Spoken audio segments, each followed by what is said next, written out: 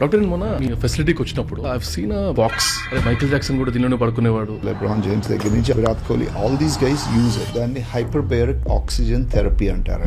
ఎందుకు వాడతారంటే oh my god, it's already happening and ఫ్రీగా వదిలేస్తారు అనుకోండి. బేబీస్ ని క్లోన్ చేయటం అంటే you can take your cells, చిన్న బ్రెయిన్ తయారు చేయవచ్చు. దాని మీద యూ కీప్ టెస్టింగ్. నా మినియేచర్ తయారు చేసి దాన్ని టెస్ట్ చేస్తాను. Exactly. These are all literally ఒక పెద్ద థ్రెడ్ ఉంది నా దగ్గర. What are stem cells? బాడీలో ఏ ఆర్గన్ అయినా ఫామ్ చేయాలి. మీ స్కిన్ చేయొచ్చు, మీ హార్ట్ చేయొచ్చు, లంగ్స్ చేయొచ్చు. ఇండియాలో అవసరం లేకున్నా కూడా నీ రిప్లేస్మెంట్స్ అయినాయి అనే ఒక ఫ్యాక్ట్ చూసిన. 10 మందిలో 8 మందికి ఆపరేషన్ అవసరం లేదు. గంటలో 2 గంటలు తగ్గిపోతుంది అని చెప్పి 2 గంటలు ఆర్థరైటిస్ పోతుంది అంటే అది ఎలా నమ్ముతాం చెప్పండి. బట్ వాట్ హ్యాపెన్స్ దేర్ మరి? ఇలా మయం అవుతుంది. ఇది ఒక రకంగా మోసమైనా సార్. సిట్టింగ్ అప్పుడు ఏంటంటే ప్రెషర్ వచ్చిన కొద్దీ మన డిస్క్ ఏమవుతుందంటే అట్లా బయటికి రావటం, అలా బల్జ్ అవటం. ఇప్పుడు అది జరుగుతూ ఉంది అనుకోండి. What are the worst workouts? Military dead lifts. నా దగ్గర ఒక కేసు ఉంది. So ya, these are the reports that I have. So ఇప్పుడు అసలు why is this topic like this? 60 years? Oh my God, uneasy ఉండింది నాకు యాక్చువల్లీ. అవునా? But get used to it అండి. ఎందుకంటే ఫ్యూచర్ కాదు, ఇది ప్రెసెంట్ లో జరుగుతుంది. ఎంత కేపబిలిటీ ఉంది మన బాడీకి. తోక కట్ చేస్తే మళ్ళీ తోక పెరగటం అవును, మనలో కూడా ఉంటుంది. మనమే ఆపుతాం అది జరగకుండా. ఇంతవరకు లైఫ్ ఎక్స్పెక్టెన్సీ వాజ్ అరౌండ్ 40, 60, 50 మారుతూ వస్తుండే. నెక్స్ట్ 120 years బతుకుతాడు మనిషి. ఇప్పుడున్న patients can live it extra 20 years if you can follow.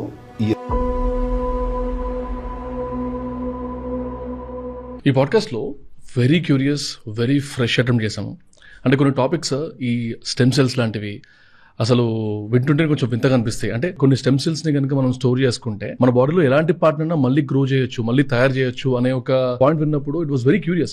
అసలు ఎట్లా పాసిబుల్? అసలు దాని టెక్నాలజీ ఏంది and future of health sector అంటే మన కంప్లీట్ వరల్డ్ లో ఎలా ఉండబోతుంది? ఇట్లనే కొన్ని క్యూరియస్ క్వశ్చన్స్ ఉంటాయి కదా. నాకు చాలా డౌట్ ఉండేది అనమాట. ఈ అథ్లెట్స్ ఉంటారు కదా, అంటే ఎనీ స్పోర్ట్, ఆ స్పోర్ట్ నుంచి అంటే మధ్యలో ఏదైనా చిన్న ఇంజురీ అయింది అనుకోండి, సడన్ గా బ్రేక్ తీసుకొని మళ్ళీ ఒక 2-3 months లో బౌన్స్ బ్యాక్ అయిపోతారు. అంటే ఒక సర్జరీ అయ్యి రీహాబ్ అయ్యి అసలు చాలా టైం పడుతుంది కదా. ఈ ప్రాసెస్ ఎంత ఫాస్ట్గా ఎట్లయితుంది అనే డౌట్ ఉండేది. జనరలీ ఈ అథ్లెట్స్కి వచ్చే ట్రీట్మెంట్ ఏంటి? ఇట్లాంటివి చూస్తేనే అనిపిస్తుంది అనమాట. అసలు ఫ్యూచర్లో వరల్డ్ మొత్తంలో హెల్త్, మెడికల్ ఇలాంటివి ఎలా అవబోతున్నాయి, ఎలాంటి టెక్నాలజీ రాబోతుందని. అండ్ ఇలాంటివి ఉన్నప్పుడు న్యాచురలీ కొన్ని అనెథికల్ ప్రాక్టీసెస్ కూడా ఉంటాయి కదా. What are the actual unethical practices happening around us? ఇట్లాంటి టాపిక్స్ అన్నింటినీ కవర్ చేయడానికి we have got Dr. Venkatesh Muva, the founder of Region Ortho Sports. He has treated many high-level athletes with over 32+ years experience. He is a renowned regenerative medicine specialist. Hello, Dr. Venkatesh. Hi అండి. How are you అండి? బాగున్నానండి. మీరు ఎలా ఉన్నారు? నేను super. Okay. ఈ podcast it will be more of like a investigative podcast. Very curious and ఒక పెద్ద థ్రెడ్ ఉంది నా దగ్గర క్వశ్చన్స్ ఏం అడగాలని. డాక్టర్ నేను మీ ఫెసిలిటీకి వచ్చినప్పుడు పైన 2nd floor, 3rd floor if I'm not wrong, అక్కడ I've seen a box, oxygenated box లాంటిది ఏదో, I don't know that exact term. అందులో ఎవరో ఉండడం చూశాను, పడుకుని ఉండడం. తర్వాత డిస్కసింగ్ అనమాట, ఏంటర్ అది అని డిస్కషన్ అయినప్పుడు అరే మైకేల్ జాక్సన్ కూడా దీనిలోనే పడుకునేవాడు. తర్వాత యాక్టర్ అనిల్ కపూర్ అంత యంగ్ ఉండడానికి రీజన్ ఇదే. ఈ డిస్కషన్స్ వచ్చినాయి మాకు ఇంటర్నల్లీ. అసలు వాట్ ఈస్ దాట్? దానివల్ల బెనిఫిట్స్ ఏంటి? అండ్ మన ఈవెన్ తెలుగు స్టేట్స్ లో కూడా తెలుగు యాక్టర్స్ ఇంట్లో 2-3 దగ్గర ఉందని విన్నాను నేను కూడా. పేర్లు వద్దు, బట్ వాళ్ళ ఇంట్లో ఉంది అని విన్నాను. బట్ అసలు what is that? How does it help general audience? అది దాన్ని హైపర్బేరిక్ ఆక్సిజన్ థెరపీ అంటారు. హెచ్బాట్ అంటే కొంచెం ఆ పేరుతో బాగా పాపులర్ అవుతుంది. Okay. So purpose of that ఏంటంటే, ఇప్పుడు మనం ఆక్సిజన్ పీలుస్తున్నాం రోజు. ఆక్సిజన్ మనకి ఇంపార్టెంట్. మన సెల్కి ఎనర్జీ కావాలి, రిపేర్ చేయాలి మన సెల్స్. రిపేర్ చేస్తేనే మనం కంటిన్యూస్గా రిప్లెనిష్ అవుతాం, రీజనరేట్ అవుతాం, ఎనర్జీ వస్తూ ఉంటుంది, డెడ్ సెల్స్ పోతూ ఉంటాయి, ఇన్ఫెక్షన్ తగ్గుతూ ఉంటుంది, ఇన్ఫ్లమేషన్ తగ్గుతుంది, హెల్తీగా ఉంటాం, ఎనర్జెటిక్గా ఉంటాం. సో అది జరుగుతూ ఉండాలి బాడీలో. దానికి ఎన్ని చేస్తాం మనం? డయట్, ఎక్సర్సైజ్, హెల్తీ హ్యాబిట్స్ చేస్తాం. ఇది హెచ్బాట్ ఈ బెనిఫిట్స్ని ఇస్తుంది అన్నమాట. హెచ్బాట్ అంటే ఏంటంటే 100% ఆక్సిజన్. సో అదొక చిన్న చేంబర్ లాగా ఉంటుంది, ఒక మన సిటీ మెషిన్ ఎంఆర్ఐ మెషిన్ లాగానే, కానీ కొంచెం వైడ్ గానే ఉంటుంది, గ్లాస్ ఉంటుంది, అంత క్లాస్ట్రోఫోబిక్ ఉండదు. మనం వెళ్ళి అందులో పడుకుంటే ఒక 40 minutes పడుకుంటే ఏంటంటే మనకి 100% ఆక్సిజన్ బాడీలోకి వెళ్తుంది. వెళ్ళటం మూలాన ఏంటంటే నాకు ఉన్న ప్యూరిఫికేషన్, ఇప్పుడు నా సెల్స్కి అంత ఎనర్జీ 100% రావట్లేదు, 20-30% వెళ్తుంది ఇప్పుడు మనకి బయట పొల్యూషన్స్తో. ఇప్పుడు ఏంటంటే 100% ఇస్తున్నారు మీరు. ఇవ్వటం మూలాన ఏమవుతుంది, ప్యూరిటీ, ఒక డీటాక్స్ అనుకోండి బాడీకి, అది జరుగుతుంది. దాని మూలాన ఏమవుతుందంటే మీ సెల్యులర్ ఎనర్జీ, అంటే మీ స్కిన్ దగ్గర నుంచి, మీ హార్ట్ దగ్గర నుంచి, గట్ దగ్గర నుంచి, స్లీపింగ్ ఇంప్రూవ్ అవ్వటం, స్ట్రెస్ తగ్గటం, కార్టిజోల్ లెవెల్స్ తగ్గటం, ఇట్లా రీజనరేషన్, బాడీ రీజనరేషన్ జరుగుతుంది. అదేంటంటే చాలామంది మీరు అన్నట్టు సెలబ్రిటీస్ వాడతారు, అది హోమ్ యూనిట్స్ లాగా ఉంటాయి కొన్ని చిన్నగా, బట్ దాంట్లో ఏంటంటే ప్రాబ్లం, హోమ్ యూనిట్స్లో ఓన్లీ 1 లీటర్ అట్లాగా ఉంటుంది అన్నమాట. యూ నీడ్ లిటిల్ హైయర్, కొంచెం ఇండస్ట్రియల్ స్ట్రెంత్ ఉంటే 2 లీటర్స్, బెనిఫిట్స్ చాలా ఉంటాయి. అది ఎందుకు పనికి వస్తుంది అంటే సెలబ్రిటీసే కాదండి, అథ్లీట్స్, ఇప్పుడు మన ప్రొఫెషనల్ స్పోర్ట్స్, లెబ్రాన్ జేమ్స్ దగ్గర నుంచి అందరూ, Virat Kohli, all these guys use it. ఎందుకు వాడతారంటే ఇప్పుడు చాలా స్ట్రెస్ ఉంది, చాలా ట్రైన్ అయ్యా, రికవరీ కావాలి కదా, how will I recover my body. Same thing ఇప్పుడు ఈవెన్ హర్డ్ ఆర్మీ వాళ్ళ దగ్గర కూడా ఉంటుందని విన్నా. అవును, ఆర్మీ ఉంటుంది, పేషెంట్స్ ఆల్సో. ఇప్పుడు కొంతమంది కొన్ని కండిషన్స్తో ఉంటారు, ఇప్పుడు neurological conditions, kids, diabetic ulcers, వాళ్ళకి సరైన ఆక్సిజన్ రాక, ట్రీట్మెంట్ అవ్వక, కొన్ని ఇమ్యూనలాజికల్ కండిషన్స్, ఇప్పుడు రుమటాయిడ్ ఉన్న వాళ్ళు ఉంటారు, అట్లా ఈవెన్ బ్రెయిన్ డిసీజ్, వాళ్ళకి కూడా పనికి వస్తుంది. మీరు అన్నట్టు సెలబ్రిటీస్ ఏంటంటే ఇప్పుడు వాళ్ళు బిజీ స్కెడ్యూల్స్ అనుకోండి, మళ్ళీ వాళ్ళు ఫ్రెష్గా రికవర్ అవ్వాలి, ఎనర్జీ ఉండాలి, హెల్తీగా ఉండాలి. So what they do is, ఇందులోకి వెళ్ళి ఒక 40 minutes పడుకోవటం, రోజు చేయక్కర్లేదు, వీక్కి 2 to 3 times. సో అదొక రీసర్క్యులేషన్, అంటే అదొక మెథడ్ ఆఫ్ రీహాబిలిటేషన్ జరిగిపోతుంది అన్నమాట. సో అది చేయటం మూలాన ఏంటంటే బెనిఫిట్స్. వాళ్ళు ఏమంటారంటే నాకు స్లీప్ చాలా బాగా పడుతుంది, నా energy levels are so much higher right now. And over a period of time ఏంటంటే మీ స్కిన్ ఇంప్రూవ్మెంట్స్, హార్ట్ ఇంప్రూవ్మెంట్స్, మీ all parameters of your body improve అవుతుంది. ఒక హెల్తీ ఏజింగ్. ఎంత టైం పడుతుంది sir if I want to test it? ఇప్పుడు నాకు test చేయడం ఉంది, ఆ డిఫరెన్స్ నాలో నాకు కనబడడానికి ఎన్నిసార్లు చేయాల్సి వస్తుంది? ఫస్ట్ డే తెలియదండి.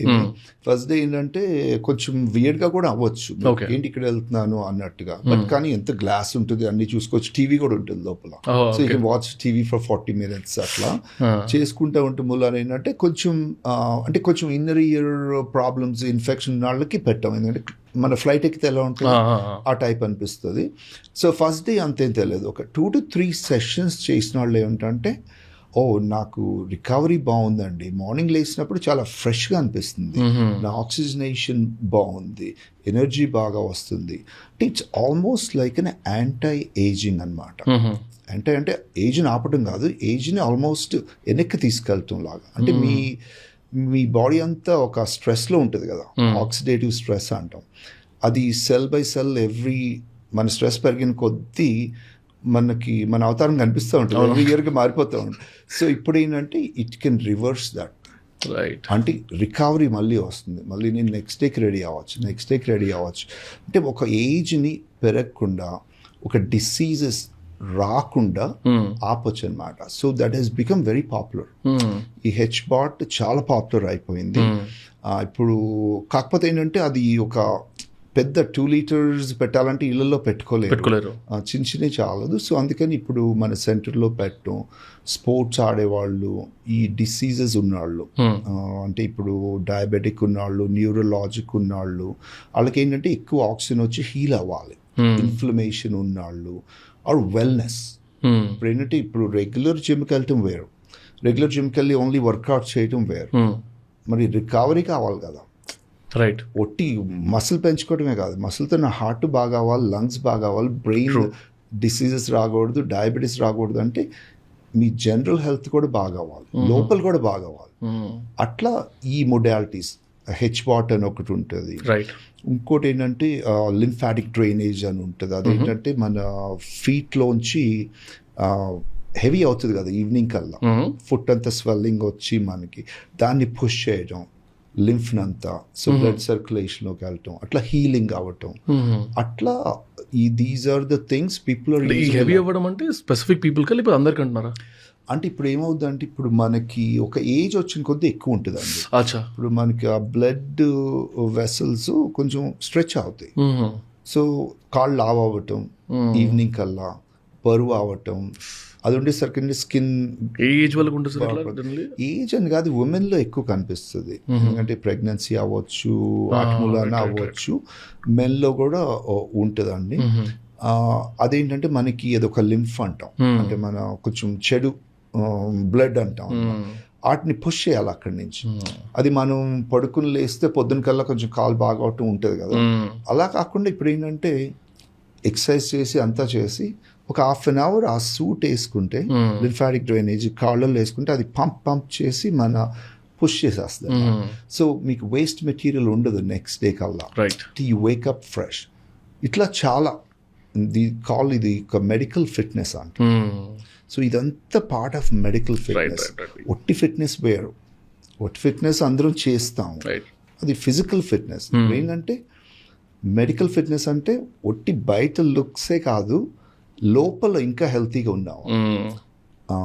సో మీ హైడ్రేషన్ ఎలా ఉంది, మీ హార్మోన్స్ ఎలా ఉన్నాయి, న్యూట్రిషన్ ఎలా ఉంది, నా హార్ట్ ఏజ్ తగ్గుతుందా, నాకు ఫ్యూచర్ హెల్త్ ఇష్యూస్ అంటే ఇప్పుడు ఏజ్తో పాటు వచ్చే ఉన్నాయి కదా చాలా ప్రాబ్లమ్స్, ఏజ్ని తగ్గించగలమా ఈ మొడాలిటీస్తో? We can do that. ఈ హెచ్పాట్లో మీరు ఎన్నిసార్లు పడుకున్నారు sir? How frequently do you use that? నా ప్రాబ్లం ఏంటంటే నేను వచ్చినప్పుడు ఇక్కడ టైం ఉండదండి. సో నన్ను వీళ్ళు పడుకొని ఎవరు so I done few times, but yeah I want do it every time. ఒక 1 hour అక్కడ ఉంటే వీళ్ళు 1 hour నన్ను ఉండేవారు. And I was very curious, నిన్న కూడా మాట్లాడుకున్నాము, can I ask you your age? మీకు ఓకే అంటే నేను పెడతా, లేకపోతే కట్ చేస్తా. పర్లేదు, నేను పుషింగ్ 60, క్లోజ్ టు 60. 60యా? Close to, yeah. Oh my God, అలా 60 close to, yeah, almost there అండి.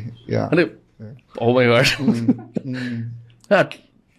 What you do to maintain this sir? ఇట్లా ఎట్లా కనబడుతున్నారు? ఇంకా ఆపేద్దామా ఇవాళ? I don't know if it's good or bad అండి. కొంచెం అన్నీ ఉండాలి. అంటే ఇప్పుడు జెనెటిక్స్ కావాలి, కానీ జెనెటిక్స్ ఓన్లీ 20% తెలుసు కదా. ఇప్పుడు మన బాడీలో జెనెటిక్స్ ఇప్పుడు ఇలా ఉన్నారు బికాజ్ పేరెంట్స్ అనేది ఓన్లీ 20%. 80% సార్ నాకు ఇంకా అదే షాక్. 60 years దగ్గర ఉన్నారు మీరు. ఇంకా మీరు ఇంకా అక్కడికి వెళ్ళిపోయారు, నేను దాటేసి వచ్చేసారు అనుకున్నాను. Sorry, please go ahead. So genetics also helps అండి, బట్ ఎపిజెనెటిక్స్ అని ఉంటుంది. ఎపిజెనెటిక్స్ అంటే 80%. ఇప్పుడు మీ ఇంట్లోనే ఉన్నారు, అందరూ ఒకలాగా ఉండరు కదా. మీ హ్యాబిట్స్, మీ లైఫ్ స్టైల్, సో మీరు ఎలా ఉన్నది, మీ environment also decides how your ages, ఎలా ఏజ్ అవుతున్నారు, ఎలా స్ట్రెస్ అవుతున్నారు అనేది. So genetic factors important. The next thing is how you take care of yourself. అంటే లైఫ్ స్టైల్, ఒక డిసిప్లిన్ ఉండాలి. ఇప్పుడు కొంతమంది ఇది తినండి, ఇప్పుడు పడుకోండి, అది చేయండి ఉంటుంది. ఇట్స్ ఆల్ గుడ్, ఎవరికి ఏది వర్కౌట్ అది. కాకపోతే ఏంటంటే ఒక డిసిప్లిన్ ఉండాలి.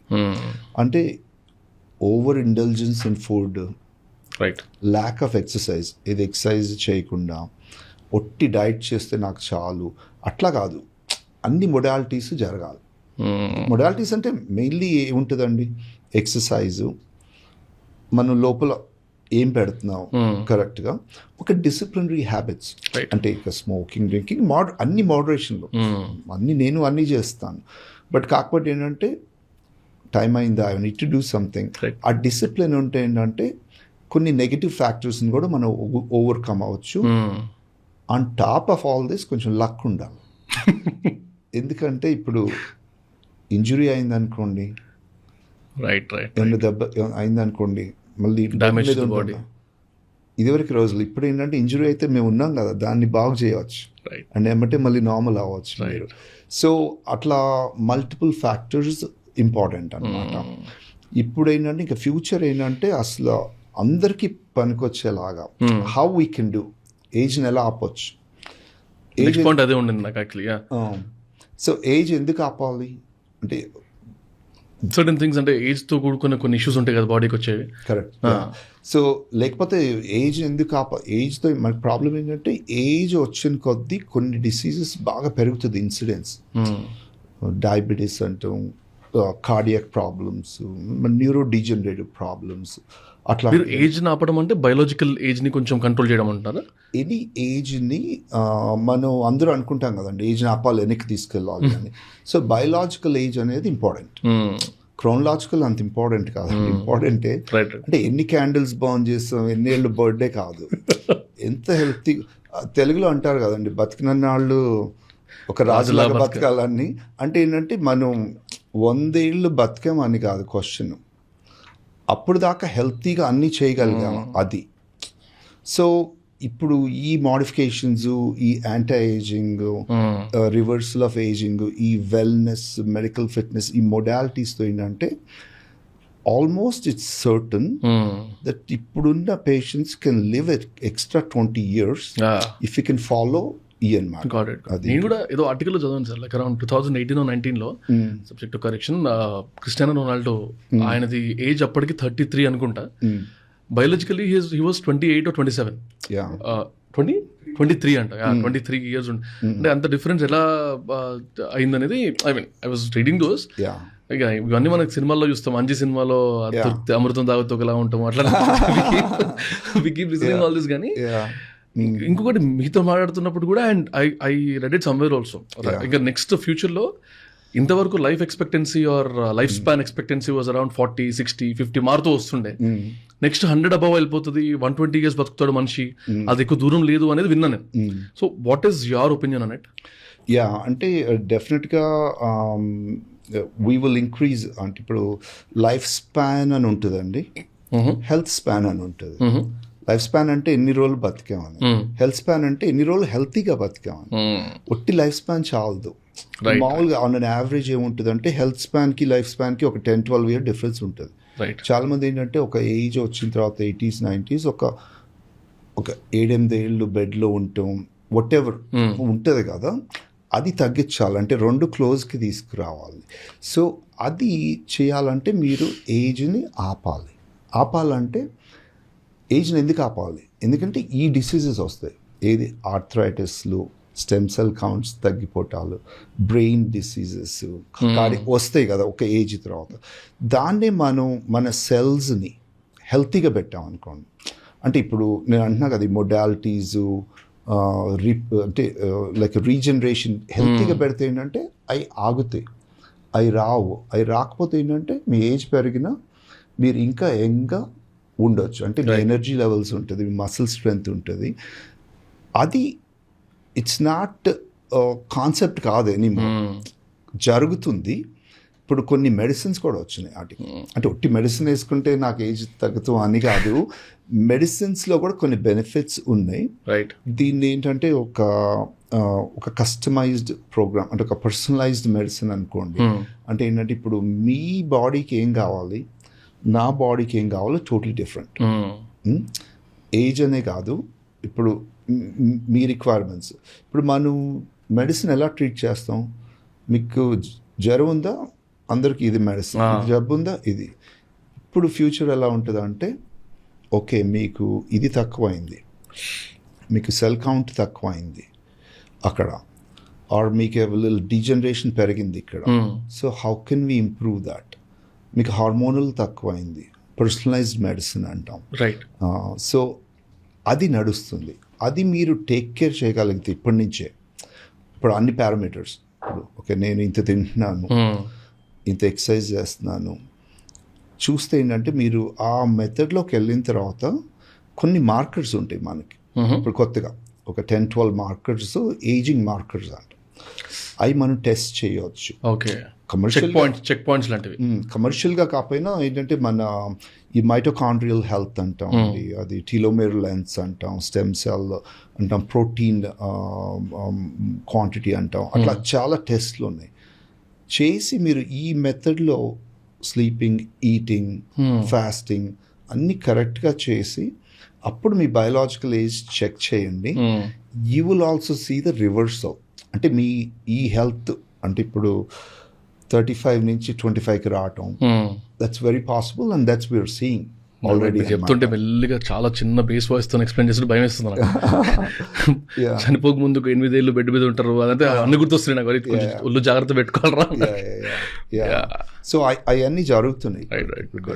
అంటే మీరు ఇందాక ఆక్సిజన్ గురించి కానీ ఎయిర్ క్వాలిటీ అట్లాంటి వాటి గురించి మాట్లాడుతున్నప్పుడు sir, we're just going through few articles and few studies. ఇప్పుడు ఎట్లా ఉంది పరిస్థితి మన ఇండియాది అని.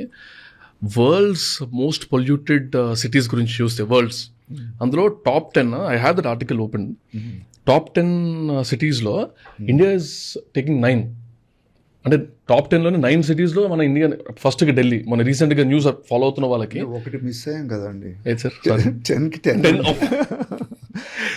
Yeah, because funny and I'm sorry, I'm making fun, కానీ it's an unfortunate. Definitely అసలు అంటే అంత బ్యాడ్ సిచ్యువేషన్ అవుతుంది గోయింగ్ ఫార్వర్డ్. అండ్ ఇంకా ఫన్నీయర్ నోట్ ఇంకోటి మాట్లాడాలంటే, ఢిల్లీలో రీసెంట్గా ఎయిర్ క్వాలిటీ ఇండెక్స్ 400 దాటినట్టుంది. 430 420 ఏదో ఉంది. అక్కడ కొత్తగా ఒక సర్వీస్ స్టార్ట్ అయింది, ఒక స్టార్ట్అప్స్ లాంటివి స్టార్ట్ అయినాయి, వేర్ ఆక్సిజన్ బార్స్ సపరేట్గా ఉన్నాయి. ఆర్లీ 300 400 రూపీస్ చార్జ్ చేస్తున్నారు. యూ కెన్ గో మంచి ఆక్సిజన్ తీసుకొని బయటకు వచ్చేయచ్చు. That's becoming a service. ఇక్కడ హైదరాబాద్ లో కూడా సనత్ నగర్ అనుకుంటా, సనత్ నగర్ లో అరౌండ్ 300 దాటిందంట ఎయిర్ క్వాలిటీ ఇండెక్స్. షాకింగ్ ఇంకా ఏంటంటే, ఎంత ఉందో పక్కకు పెడితే ఎంత ఉండాలి అనేది లెక్కేస్తే గుడ్ నంబర్ ఇస్ 0 to 50 అంట, 50-51 అంట. మోడరేట్ ఇస్ 50 to 100 అంట. ఇంకా రేపు పొద్దున ఇండియా వదిలేసి వెళ్ళిపోవాలా అంటే, అఫ్కోర్స్ వేరే దగ్గర బాగుందని కాదు, అందులో చాలా సిటీస్ ఉన్నాయి వేరే కంట్రీస్లో కానీ. But looking at this pollution and all, and we thought అరే ప్రాపర్గా ఎయిర్ క్వాలిటీ గురించి ఒక పాడ్కాస్ట్ కూడా చేయాలరా అన్న ఒక థాట్ కూడా ఉండింది. అగైన్ డైసన్ అనుకుంటా ఢిల్లీలో సడన్గా ఒకటేసారి ఎలివేట్ అయిపోయింది ఎయిర్ ప్యూరిఫైయర్స్ అవి ఇవి అమ్మేయడం. But more interest on this oxygen related things. Oh ya, అంటే ఇప్పుడు ఇందాక హెచ్బాట్ అని మాట్లాడాం కదండి. సో ఇట్స్ రిలేటెడ్ టు అంటే అలాంటిది మోడరేట్ అయినా ఉండొచ్చు, కానీ మనం 50-100 యూర్ టాకింగ్ 300s అంటే దిర్ ఇస్ చాలా హెల్త్ రిలేటెడ్ ప్రాబ్లమ్స్ క్రియేట్ అవుతుంది. Right. So when we're breathing, అప్పుడు ఆ ఆక్సిజన్ మనం బ్రీత్ చేసినప్పుడు ఏమవుతుంది, going into your lungs, going into your cellular system. So this ఒక స్ట్రెస్ ఇన్ఫ్లమేషన్ బిల్డ్ అవుతుందండి, ఒక ఆక్సిడేటివ్ స్ట్రెస్ అంటాం. ఏంటంటే మన సెల్స్కి ప్యూర్ ఆక్సిజన్ కావాలి, ప్యూరెస్ట్ ఎంత వస్తే అంత. బట్ అంతేగాని ఇట్స్ పొల్యూటెడ్ వెళ్తే ఏమవుతుందంటే సెల్యులర్ డెత్ స్టార్ట్ అవుతుంది. రైట్. యా, మైటోకాండ్రియాకి ఎనర్జీ కావాలి, ఆక్సిజన్ కావాలి. సో అది అయిన కొద్ది ఏంటంటే మనం అవి ఒక బ్యాడ్ సెల్స్ లాగా అవుతాయి, ఒక జాంబీ సెల్స్ లాగా. అవి ఏంటంటే they don't produce the right, మనకు కావాల్సిన ఎంజైమ్స్ ప్రొడ్యూస్ చేయకుండా ఇన్ఫ్లమేషన్ ప్రొడ్యూస్ చేస్తుంది. అంటే ఒక అలర్జీస్ రావటం, లంగ్స్ పాడవటం, బ్రీదింగ్ అదే ఇన్ఫెక్షన్స్ రావటం, ఇట్లాంటివన్నీ జరుగుతాయి అన్నమాట. ఇది క్రానికల్లీ ఎక్స్పోజ్ అవుతాయి. కానీ మనం ఇప్పుడు అందులోనే బతుకుతున్నప్పుడు లుక్ మన సిచ్యువేషన్. సో అట్లీస్ట్ మనం దాని కనుక ప్యూరిఫై చేసుకోగలిగితే, ఇప్పుడు మీరు ఇందాక అన్నారు కదా ఢిల్లీలో ఆక్సిజన్ బార్స్ పెట్టారని చెప్పి. సో యూజువల్లీ ఆక్సిజన్ బార్స్ అంటే మనకి ఎయిర్పోర్ట్స్లో కూడా కనిపిస్తాం. అదేంటంటే ఒక 2 liters ఆక్సిజన్ అని ఉంటుంది, వెళ్ళి పెట్టుకుని ఒక 2 liters 100% ఉండదు, బట్ కొంచెం బెటర్ ఆక్సిజన్ దాన్ దట్ అనమాట. So that's temporary, it's good. But అది కంటిన్యూస్గా ఉంటే ఇంకా బాగుంటుంది. లేనప్పుడు ఏంటంటే మనం అట్లీస్ట్ ఇప్పుడు డ్యామేజ్ అయింది అనుకోండి, ఇప్పుడు ఇందాక హెచ్బాట్ అని మాట్లాడాను. So that would be a perfect scenario.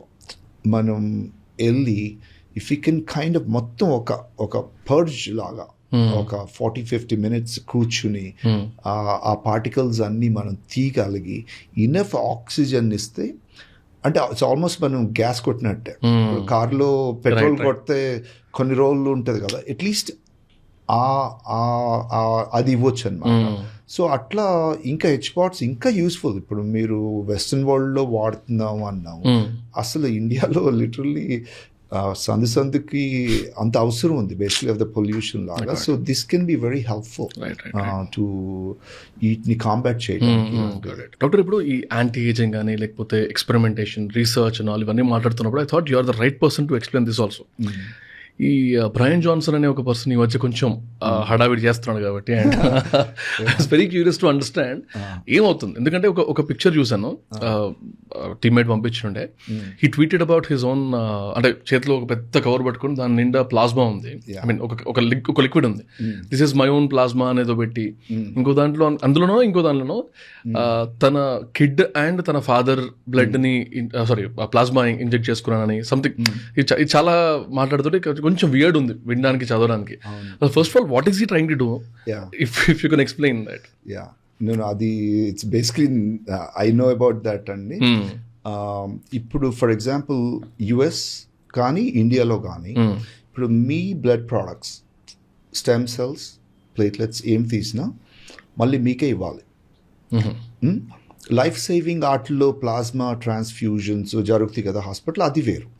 Treatment regenerative కోసం ఇంకొకళ్ళ ప్లాస్మా మీ బాడీలో, ఇంకొకళ్ళ స్టెమ్ సెల్స్ మీ బాడీలో మనకి ఎవిడెన్స్ లేదు. ప్రాబ్లం ఏంటంటే అటు ఇన్ఫెక్షన్స్ ఉన్నాయా, అది మీ బాడీలో రియాక్ట్ అవుతుందా అనేది ఇంకా మనకి తెలియదు. సేఫెస్ట్ ఏంటంటే మీ ఓన్ బాడీ ఇవ్వటం అనమాట. సో యుఎస్లో కూడా అంతే, యుఎస్లో కూడా మనది మనకి అన్నమాట. కాకపోతే when you go to south American countries ఉంటాయి, ఇప్పుడు పానమా, కేమన్ ఐలాండ్స్, అట్లా బ్రయన్ జాన్సన్ ఐ థింక్ బాగానే పాపులర్ అయ్యాడు. సో అది he can go to one of those countries వెళ్ళాడు. ఏంటంటే సన్ ప్లాస్మా అంటే యంగర్ కదా, అంటే గ్రోత్ ఫ్యాక్టర్స్ ఎక్కువ ఉంటాయి. ఫాదర్ది old plasma, I don't know ఎందుకు తీసుకున్నాడు కూడా నాకు తెలియదు, బికాజ్ ఈజ్ 40s ఉన్నట్టున్నాడు. సో వాడటం మూలాన ఏంటంటే ఎక్స్ట్రా గ్రోత్ ఫ్యాక్టర్స్, ఆయనకి ఎక్స్ట్రా గ్రోత్ ఫ్యాక్టర్స్ వస్తుందని. కాకపోతే ఏంటంటే దాని రిస్క్ ఫ్యాక్టర్స్ మనకి తెలియదు, వేరే వాళ్ళది మన బాడీలో పెడితే ఏంటనేది. So he has done that. US నుంచి కిందకి వెళ్ళి సౌత్ అమెరికాలో ప్లస్ అది కాకుండా స్టెమ్ సెల్స్ బేసిక్లీ ఏంటంటే one of our friends injected him in multiple joints, 6 joints తీసుకుని hips, knees, shoulders, 2 joints, 50 million units cells, అది ఇంజెక్ట్ చేసుకున్నారు అన్ని జాయింట్స్లో. ఎందుకంటే ఆయనకేమి జాయింట్స్ పాడైపోయి కాదు, 40s ఉన్నాడు, ఇప్పుడు పాడవుతున్నాయి. కానీ దీన్ని ప్రివెంట్ చేయడానికి ప్రోయాక్టివ్ అంటాం. ఇప్పుడు మన దగ్గరికి చాలా మంది వస్తారు, కొంచెం అరుగుతుందండి, కొంచెం నేను యాక్టివ్ బాగా, కానీ నాకు ఇన్యాక్టివ్ అవ్వాలని లేదు, నేను ఇలాగ యాక్టివ్ ఉండాలి, నాకు నెక్స్ట్ పాడేలోపు చేయండి అని చేస్తాం, చాలా మంది పేషెంట్స్కి చేస్తాం. కాకపోతే బ్రయన్ జాన్సన్ ఏంటంటే చాలా ఎక్స్పెరిమెంట్స్ చేస్తున్నాడు, చాలా జాయింట్స్ చేస్తున్నాడు, ఎందుకంటే he's a billionaire. So he's got lot of money, he can go anywhere. So what is doing ఏంటంటే అన్ని యాంటీ ఏజింగ్ మొడాలిటీస్ అన్ని ఒక్కొక్కళ్ళు చేసుకుని, మనం అలా కాకుండా ఈయన ఏంటంటే ఆయన బాడీతోనే ఆయన ఎక్స్పెరిమెంట్ చేస్తున్నారు. సో అదొకటి కమెండబుల్. బట్ కాకపోతే మనం అందరం దాని బిహైండ్ సైన్స్ వైజ్ ఈ డూయింగ్ అనేది మనకి తెలియదు. మనకి వై స్టెమ్ సెల్స్తో ఎంత బాగా పనిచేస్తుంది మనకి తెలుసు. సో ఆయన ఒక పాపులర్ ఫిగర్, ఇవన్నీ పాపులరైజ్ చేస్తున్నాడు. సో ఫార్ ఇప్పుడు ఆయన చూస్తుంటే ఏంటంటే ఏజింగ్ బాగానే ఉంది, కొంచెం ఆయన బయాలజికల్ ఏజ్ తగ్గింది, బాగా యాక్టివ్గా ఉంటున్నాడు, డిసీజెస్ లేవు, సో బాగానే పనిచేస్తున్నాయి అన్నమాట ఆయన మీద, అర్థమైందా? సో అది సంథింగ్ మనం కూడా అందరితో ఫాలో అప్ అవుతున్నాం. ఆయన కొంచెం ఎక్స్ట్రీమ్గా చేస్తున్నాడు. ఎందుకంటున్నానంటే ఆ మాట, మనం రికమెండేషన్ ఎలా ఉంటుందంటే మన బాడీది మనం వాడుకుందాం ప్రస్తుతానికి మన ఈవెన్ మన బేబీస్ అయినా తీసి మనలో పెట్టుకోవటం, వేరే ఎక్స్టర్నల్ సోర్సెస్ పెట్టుకోవటం అలాంటివి చేయొద్దు మనం. ఎందుకంటే మనకి తెలియదు, ఇప్పుడు ఒక 5 years 6 years తర్వాత వాటితో ట్యూమర్ వస్తుందా, ఇప్పుడు వేరే వాళ్ళ సెల్స్ నా దాంట్లో పెట్టుకుంటే క్యాన్సర్ వస్తుందా అయినా నాకు తెలియదు ఎట్లా అవుతుంది. కానీ నా సెల్స్ నాలో ఉంటే నాకు తెలుసు, ఏమున్నా నాలోనే ఉన్నాయి కాబట్టి నాకు కొత్తగా ఏం రాదు. సో అది నేను రికమెండ్ చేయను, అర్థమైందో? రికమెండే కాదు, అసలు లీగల్ కూడా కాదు ఈ కంట్రీలో, యుఎస్లో కూడా కాదు. So he does it in other countries అట్లాంటి. బట్ అదర్ థింగ్స్, ఇప్పుడు ఆయన ఫాలో యర్ డైట్, ఫాలో అయ్యే exercise and sleeping patterns, fasting చాలా ఇంపార్టెంట్.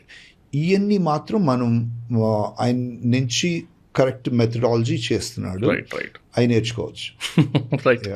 మేము మా ప్యాటర్న్ ఆఫ్ స్టడీ చేస్తున్నప్పుడు ఓ ట్రాన్స్కి తీసుకెళ్ళిపోయింది టాపికే. ఈ స్టెమ్ సెల్స్ అని, స్టడీ ఆఫ్ బ్లడ్ అని, ఈ రీసెర్చ్ కొంచెం మేబీ ఏమన్నా తెలియదు కానీ కొంచెం వింతగా, వియర్డ్గా, చదవడానికి కూడా వియర్డ్గా ఉన్నవి. అసలు why is this topic like this? ఎందుకు మరీ అనీజీ ఉండింది నాకు actually. But get used to it అండి. ఎందుకంటే ఇప్పుడు ఇది ఇంకా రియాలిటీ. ఇది మీరు అన్నట్టు stem cells, biologicals, regenerative field అనమాట. Right. It's growing at the fastest rate compare to any other field అదే ఈ రోజుల్లో చూసుకుంటే. So it's tremendous. ఇంకా 5 yearsలో what we'll do, 10 yearsలో what we'll do అనేది అంటే ఇట్స్ ఆల్మోస్ట్ ఎ రియాలిటీ. నాకు ఈ రీసెర్చర్స్ ఆస్పెక్ట్లో నేను కొన్ని చదివాను. I don't want to misrepresent or తప్పుగా చెప్పకూడదని. అంటే మీకు తెలిసిన couple of researchers which are అంటే ఇలా కూడా అవుతాయా అనే రీసెర్చర్స్ ఏమైనా ఉన్నాయా బ్లడ్ గురించి? కానీ రోజు కొత్తగా అంటే ఇది ఇప్పుడు ఎలా జరుగుతుంది అంటే అండి, ఇప్పుడు if you look at the research world wide, మనకి పబ్మెడ్ అని ఉంటుంది, కొన్ని ఆర్గనైజేషన్స్లో ద రీసెర్చెస్ జరుగుతూనే ఉంటుంది. Almost majority of the researches ఈ ఫీల్డ్లోనే జరుగుతున్నాయి. ఏది యాంటీ ఏజింగ్ కానీ, స్టెమ్ సెల్స్ గురించి కానీ, ప్లేట్లెట్స్ గురించి కానీ, బయోలాజిక్స్ అంటాం. అంటే ఎట్లా మనం రెగ్యులర్గా ట్రీట్ చేసే మనిషిని ఎట్లా ట్రీటే కాదు ప్రివెంట్ కూడా ఎలా చేయవచ్చు అని చెప్పి. సో ఎవ్రీడే ఒక కొత్త స్టడీ వస్తూనే ఉంది.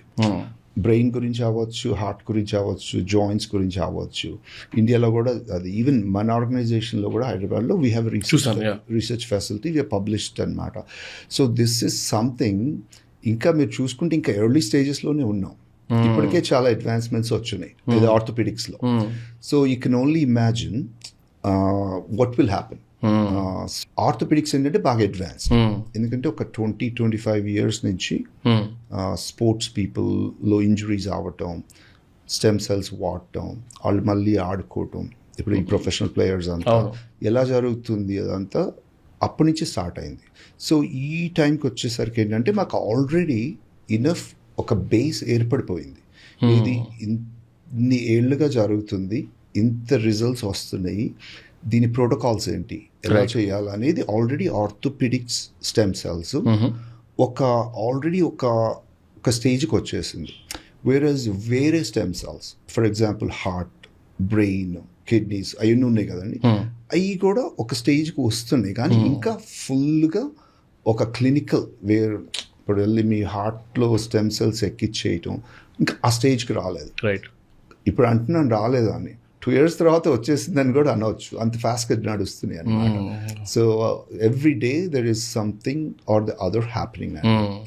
ఇప్పుడు స్టెమ్ సెల్స్ అని మాట్లాడుతున్నాం అనుకోండి, స్టెమ్ సెల్స్ రకాలు ఉంటాయి. ఇప్పుడు అందరూ ఏమనుకుంటారంటే ఇప్పుడు బేబీ పుట్టినప్పుడు మనం ఆ సెల్స్ తీసి స్టోర్ చేద్దాం అంటారు కదా. సో అది బాగానే జరుగుతుంది, ఇండియాలో కూడా జరుగుతుంది, వరల్డ్ వైడ్ జరుగుతుంది. అది ఒక రకమైన స్టెమ్ సెల్స్. ఇంకొకటి ఏంటంటే ఎంబ్రియో, అంటే ఇంకా బేబీ పుట్టినప్పుడు నుంచి తీసే ఉంటాయి. అది పుట్టినప్పటి నుంచి ఇంకా బేబీ అవ్వక ముందు నుంచి, ఏది ముందు ఒక ఫెర్టిలైజేషన్ ఎగ్ అయిన తర్వాత జైగోట్ అంటారు కదా. సో అది మళ్ళీ ఒక ఎంబ్రియో అయ్యి ఒక బేబీ అవుతుంది ఏది ప్రెగ్నెన్సీలోకి. ఆ స్టేజ్లో కూడా స్టెమ్ సెల్స్ తీయవచ్చు, కాల్డ్ ఎంబ్రియానిక్ సెల్స్. కాకపోతే చాలా ఎథికల్ ఇష్యూస్. ఏమవుతుందంటే ఎంబ్రియో నుంచి స్టెమ్ సెల్స్ తీసినప్పుడు ఆ ఎంబ్రియో ఇంకా లైఫ్ ఉండదు. Right. So that's very unethical. ముందుకే తీసినట్టు కదా. సో కాకపోతే ఏంటంటే మన రీసెర్చ్ అసలు అక్కడే మొదలైంది, అసలు అది పనిచేస్తుందా లేదా అని. కొన్నేళ్ల క్రితం ఒక 20-25 years ago ఎంబ్రియానిక్ రీసెర్చ్ యుఎస్లో జరిగింది, కొంచెం చైనాలో జరుగుతుంది, ఇట్లా మల్టిపుల్ కంట్రీస్లో మొదలు పెట్టారు. ఎలా అంటే ఇప్పుడు మన ఫెర్టిలిటీ క్లినిక్స్ ఉంటాయి కదా, ఫెర్టిలిటీ క్లినిక్స్లో ఎంబ్రియోస్ని ఫ్రీజ్ చేసి ఉంచుతారు. అవును. తర్వాత అందులో 1 or 2 ఎంబ్రియోసే పనికి వస్తాయి. So the others unfortunately discard చేయడం జరుగుతుంది. కానీ మన ఉద్దేశం ఏంటంటే అది కూడా లైఫే కదా. సో అనెథికల్ అయిపోయింది. అప్పుడు ఆ ఎంబ్రియోని తీసి చేయడం. కానీ అట్లా మొదలైంది. ఎంబ్రియో సెల్స్లో మన సెల్స్లో తేడా ఉంటుంది. ఎంబ్రియో సెల్స్ ఏంటంటే ప్లూరిపొటెంట్. ప్లూరిపొటెంట్ అంటే ఆ సెల్స్ కెన్ ఫామ్, మీ బాడీలో ఏ ఆర్గన్ అయినా ఫామ్ చేయవచ్చు. మీ స్కిన్ చేయవచ్చు, మీ హార్ట్ చేయవచ్చు, లంగ్స్ చేయవచ్చు. ఎందుకంటే ఆర్గన్ నుంచే మన లైఫ్ స్టార్ట్ అవుతుంది. ఇప్పుడు జైగోట్ అన్నాం కదా, స్పెర్మ్ అండ్ ఎగ్, ఒక cell, 2 cells, 4 cells, not only multiply అవటమే కాదు, డిఫరెన్షియేట్ కూడా అవుతాయి. అంటే ఏంటంటే ఓకే, ఇది హార్ట్ సెల్లో, ఇది లంగ్ సెల్. అంటే మనం ఈ బాడీ వచ్చిందంటే ముందు ఇలా ఒక సెల్తోనే స్టార్ట్ చేసాం. ఆ సెల్ ఇట్లా డబుల్ అయింది, క్వాడ్రుపుల్ అయింది, ఆ సెల్ స్కిన్ అయింది, హెయిర్ అయింది, అట్లా ఎంబ్రియానిక్. సో ట్రెమెండస్ పొటెన్షియల్ ఉంది. కాకపోతే ethical issues, right? And so lot of people feel like okay, this is not the way to do it.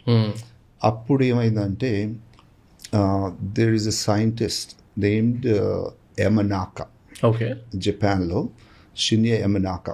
Not too long ago, 2006లోనే ఏం చేశారంటే, సో బేబీస్ని చంపకుండా, ఇలాంటిది లేకుండా ఇట్లా ఆర్గన్స్ని పుట్టించవచ్చా, కెన్ వి డూ ఇట్ అని ఏం చేశారంటే, రెగ్యులర్ మన అడల్ట్ సెల్స్, మన స్కిన్ సెల్స్ తీసుకుని రీప్రోగ్రామ్ చేశారు. ఇప్పుడు మన సెల్లో ఏముంటుందండి, మైటోకాండ్రియా, డిఎన్ఏ ఉంటుంది కదా. ఏం చేశారంటే, ఇప్పుడు బేబీ ఎంబ్రియోలో ఉన్న డిఎన్ఏ ఉంటుంది కదా, ఏసీజీటీ అని చైన్స్ ఉంటాయి. ఆ 4 ఫ్యాక్టర్స్ని రెగ్యులర్ సెల్లో ఇంజెక్ట్ చేశారు, చేసి దాన్ని ప్రొడ్యూస్ చేశారు. చేస్తే అదేమవుతుంది, ఎంబ్రియో సెల్ లాగా పనిచేస్తుంది. It's called induced pluripotent stem cell. మన రెగ్యులర్ సెల్ది మల్టిపుల్ పొటెన్సీ లాగా చేశారు. చేసి ఆర్గన్ని ప్రొడ్యూస్ చేయవచ్చు, వేరే టిష్యూస్ని ప్రొడ్యూస్ చేయవచ్చు, బేబీని చంపక్కర్లేదు. సో అది ఐపీసీ సెల్స్ అంటారు. రైట్. సో ఇవన్నీ ఏంటంటే రీసెర్చ్లో బాగా నడుస్తున్నాయి ఇప్పుడు. ఏ జబ్బులుకి ఏది పనికి వస్తుంది, మనకి ఏ ఆర్గన్కి ఎలా మార్చుకోవాలో జరుగుతుంది. అదొకటి. సో ఎంబ్రియానిక్ ఒకటి, రైట్, ఐపీఎస్ అనేది ఒకటి. కానీ ఇదంతా మన రెగ్యులర్ లైఫ్లో అంత పనికిరాదు ప్రస్తుతానికి. రైట్. 5 years తర్వాత పనికి వస్తుందంటే అబ్సల్యూట్లీ. ఇప్పుడు ఏం జరుగుతుందంటే అడల్ట్ స్టెమ్ సెల్స్. అడల్ట్ అంటే ఇప్పుడు మీరు, నేను, మామూలుగా అందరూ, మన బాడీలో ఏముంటాయి అంటే ఆ ప్లూరిపొటెంట్ సెల్స్ ఉండవు. ఎందుకంటే మనం ఆల్రెడీ ఫార్మ్డ్. సో నాకు ఆల్రెడీ నా స్కిన్ అయిపోయింది, హార్ట్ సెల్స్ హార్ట్ అయిపోయింది, జాయింట్ ఏ సెల్స్ ఆ సెల్స్ అయిపోయినాయి, స్టెమ్ సెల్స్. అవి అరిగిపోతూ ఉంటాయి, డిజనరేట్ అవుతూ ఉంటాయి.